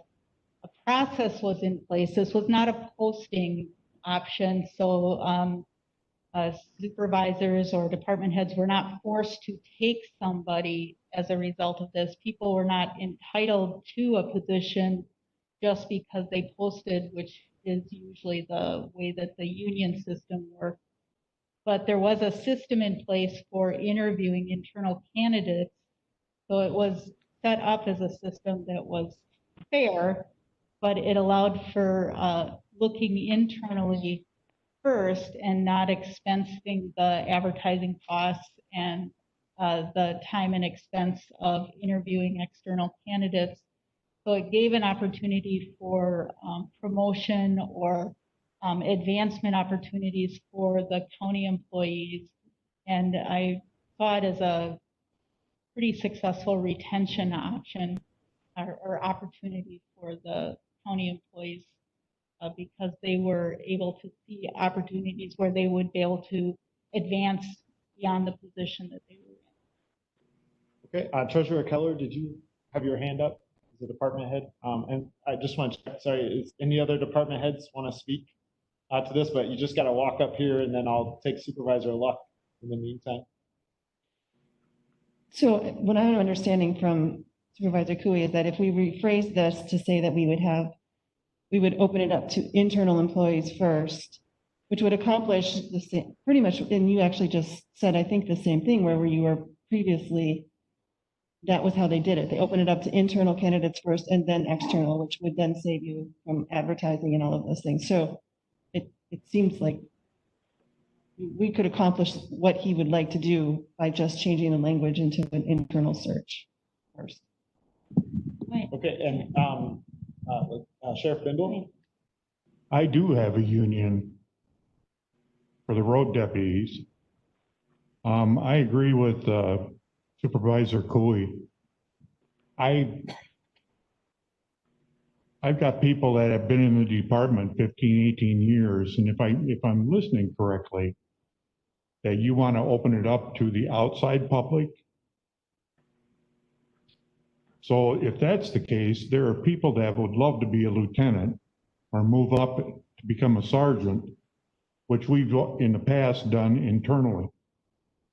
Then what we do then is that opens up a road position so that we do go out and provide an opportunity for somebody on the outside to come in.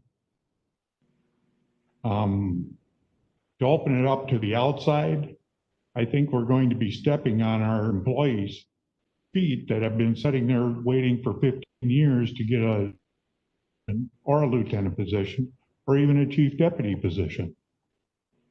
So Sheriff, do you do an internal posting process then? Say you have a higher position that opens up? Yes. Okay.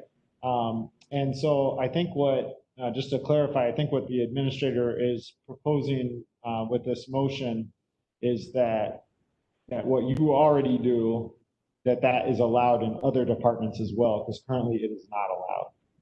We are not allowed to do internal promotions in other departments that aren't unionized today. And the proposal would be to allow for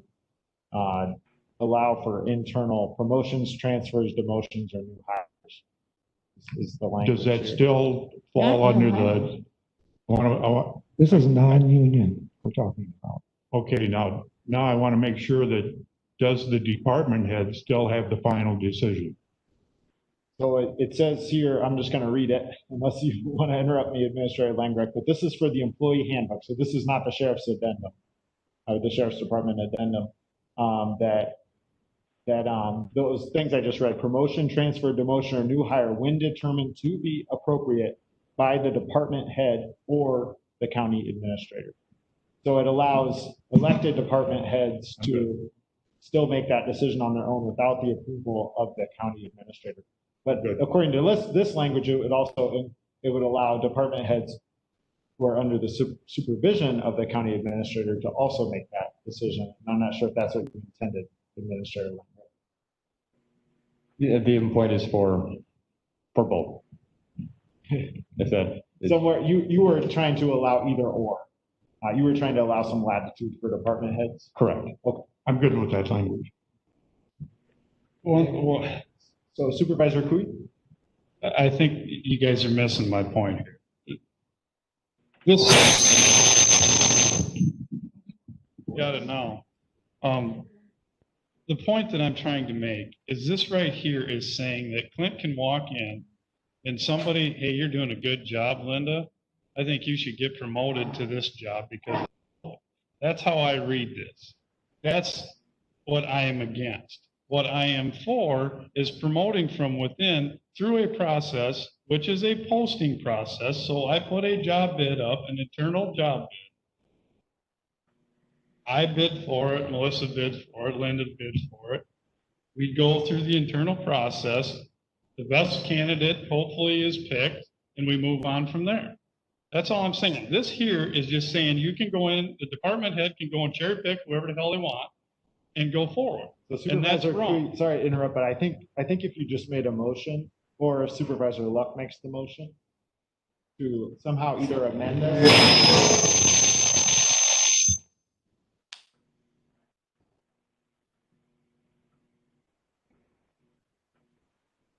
Hello?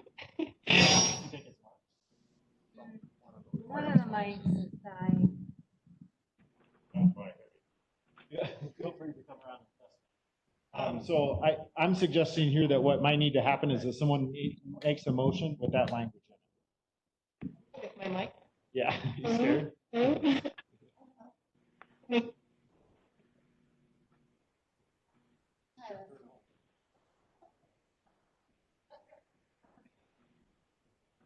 I don't think this one's, oh, there we go. Okay, so I would make a motion that we change the language. Nope. Working. Hello? Okay, I would make the motion that we change the language to reflect that we would open this up to internal posting where the best, most qualified candidate would be chosen.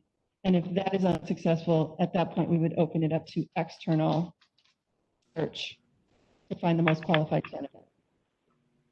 Is that correct? That's what we're talking about, right? I would agree with that. Is that a second, Supervisor Kui? I'll second that. Okay, so we have a motion by Supervisor Luck and a second by Supervisor Kui. Yes, Clerk?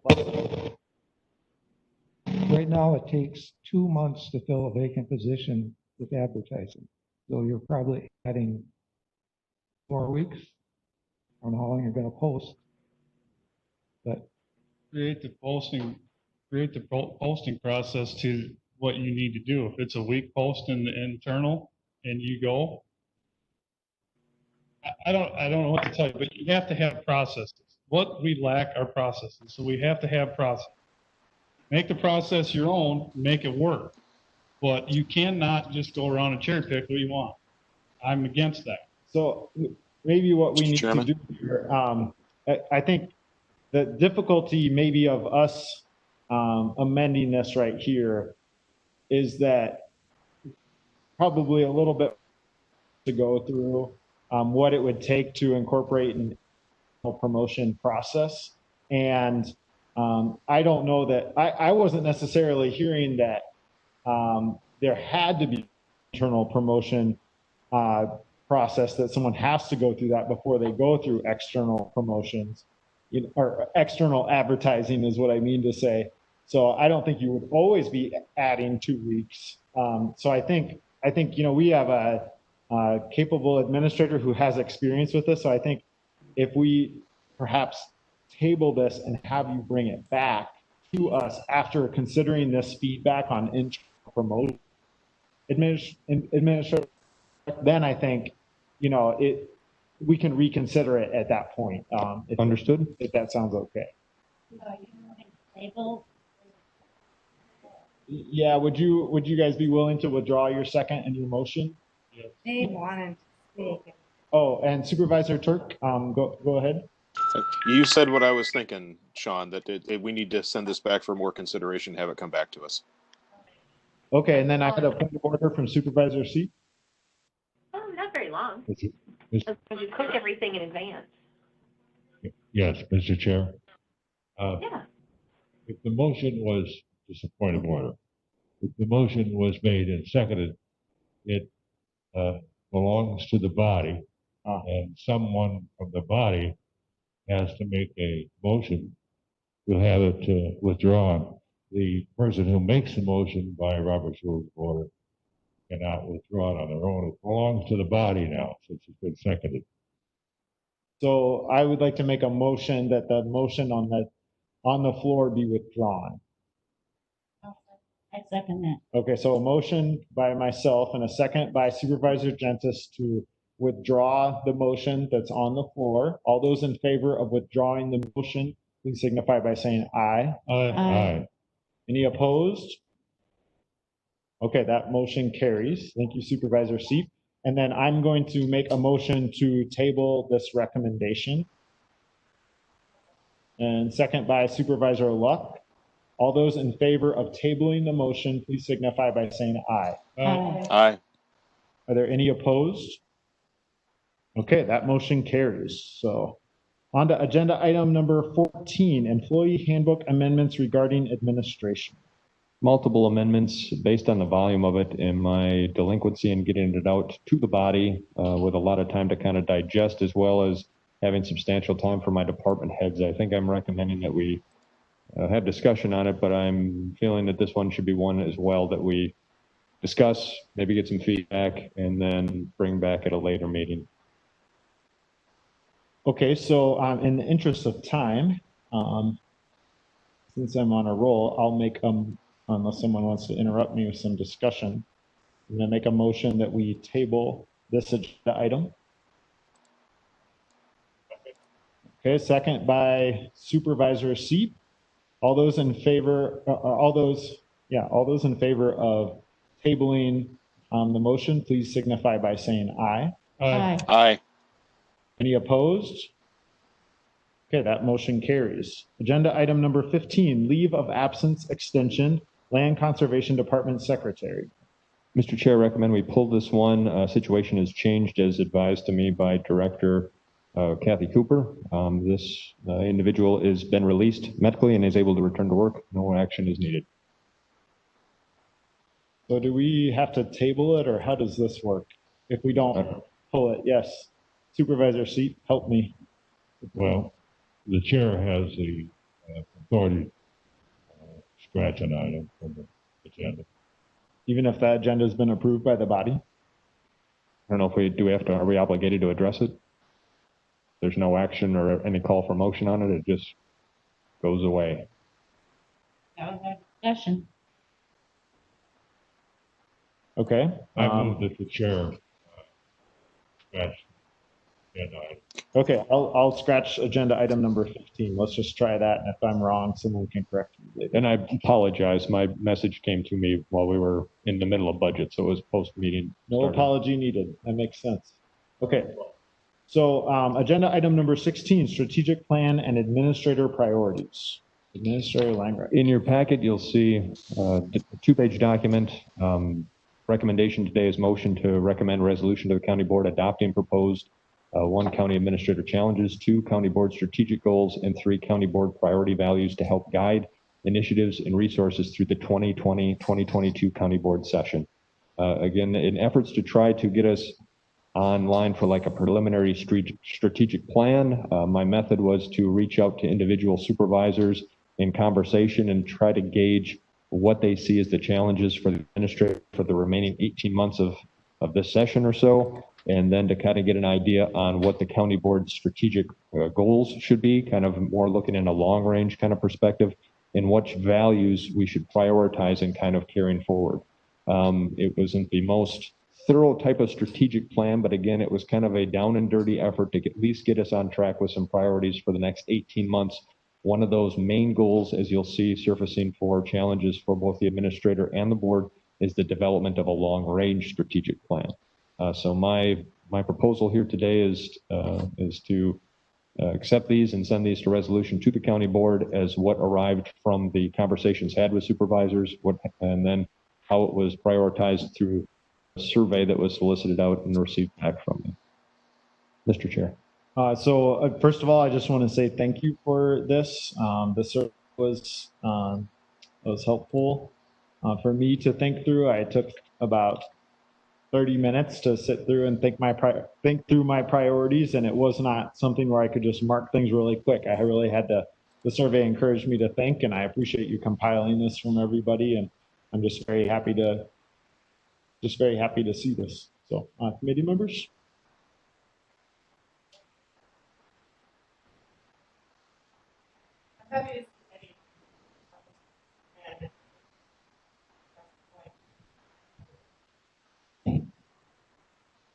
Need a motion? That would be great. I'll take it. All right, a motion by Supervisor Cooey. I'll second it. A second by Supervisor Gentis. Any further discussion? Okay, all those in favor of sending this along to the county board, please signify by saying aye. Aye. Aye. Any opposed? That motion carries. Agenda item number 17, resignation of accounting supervisor, Clerk Vlasic. Self-explanatory. Okay, so a little bit of information, I guess I'll fill in here. We still have an employee handbook, my understanding is, that requires resignations to come to the Finance and Personnel Committee. To the supervisory committee, I believe. To the supervisory committee. And in this case, an elected official, like the clerk, reports to this committee for this purpose, I guess. So until we make that change to the employee handbook, we still need to do this. And last month, we didn't think we needed to do this, but we were mistaken. So that's why this item is here. So I'd entertain a motion to accept the resignation of the accounting supervisor in the clerk's office. I'll make the motion. Motion by A second. Second by Supervisor Turk. All those in favor, please signify by saying aye. Aye. Any opposed? Aye. Sorry. Yeah. Supervisor Turk, I'm sorry, I jumped on that too quick. I'm assuming you are okay with the accepting the resignation? Yes. Yeah, Okay. I second it. So. Sorry about that. So that motion carries. Agenda item number 18, resignation of Deputy Register of Deeds. Similar thing here. The Register of Deeds is gone, so I'd entertain a motion to accept that resignation of her deputy. So moved. Okay. I'll second. Motion by Supervisor Luck, second by Supervisor Cooey. All those in favor signify by saying aye. Aye. Aye. Any opposed? That motion carries. Okay, agenda item number 19, cash balance history. Treasurer Keller? Anything that you want to point out to us? I unfortunately forgot my iPad today, so I can't see that. But... Oh, wait, no. It's online. I can see it. Nope, I have it online, I believe. Is there anything you would like to point out to us? If you look at the cash balance, just wanted to mention that the settlements have been taken out of that, the 5.5 million, and also the bond payment of 333,000. So those are all out of there. So it looks better than last year. Okay, any questions for the treasurer? And she also has the interest on investments. I have a question. Yeah, go ahead, Supervisor. People have been Jones. asking me, when you buy from Amazon and they pay tax, that never comes back to the county. Is that correct?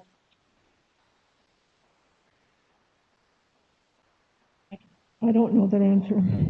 I don't know. I can Yeah, Supervisor Luck. Because I sell online.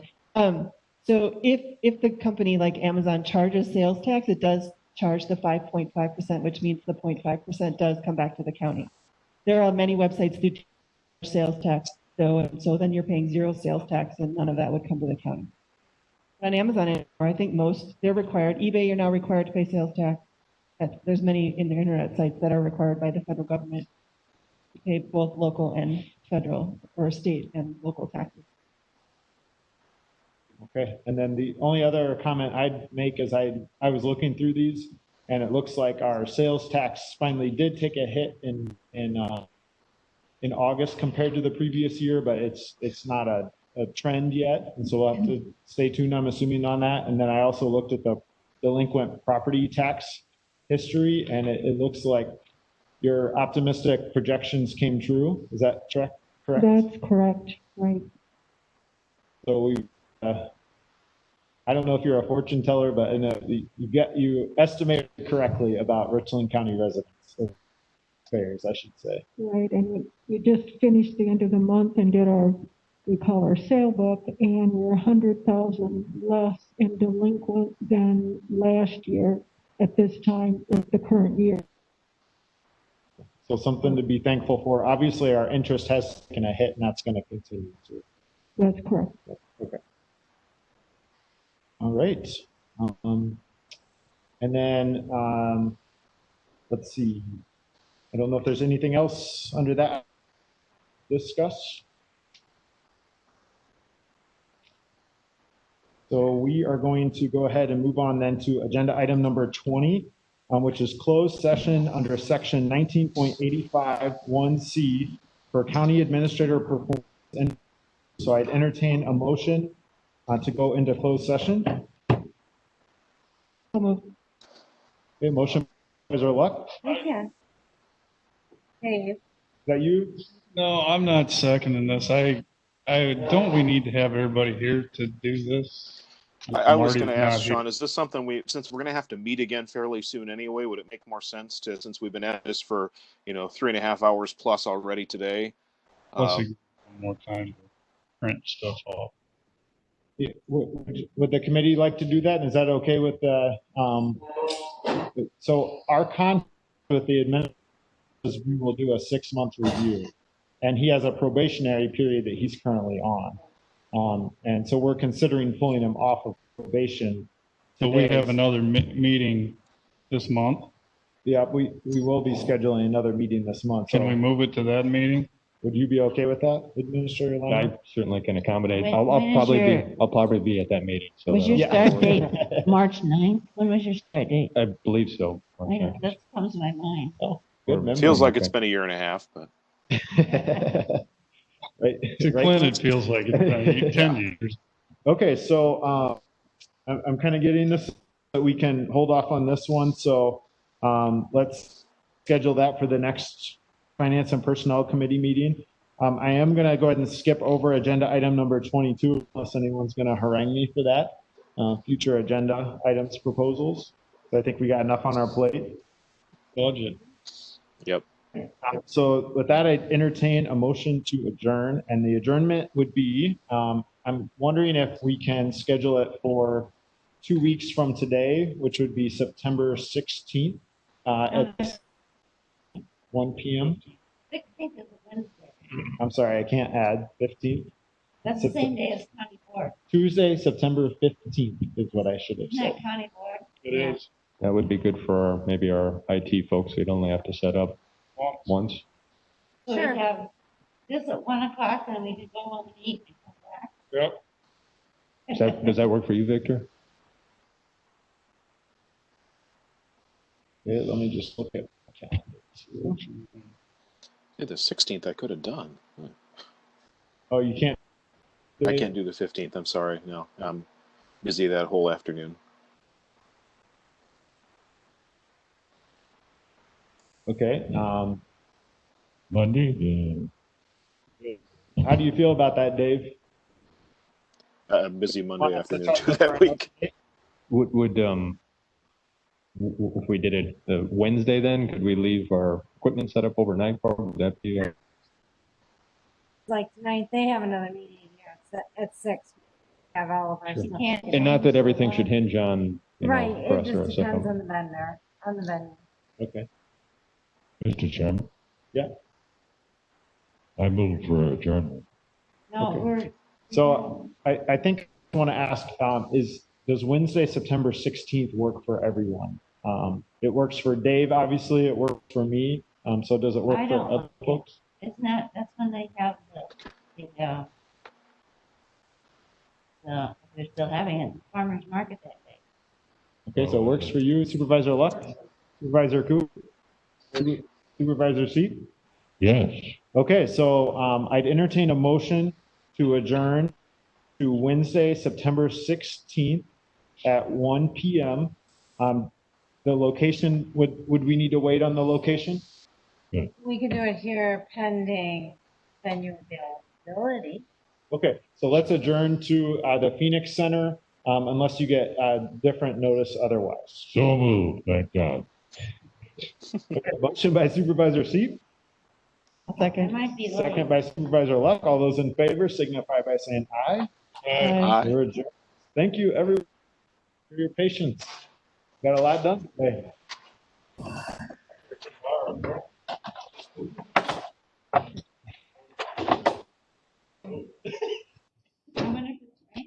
I see.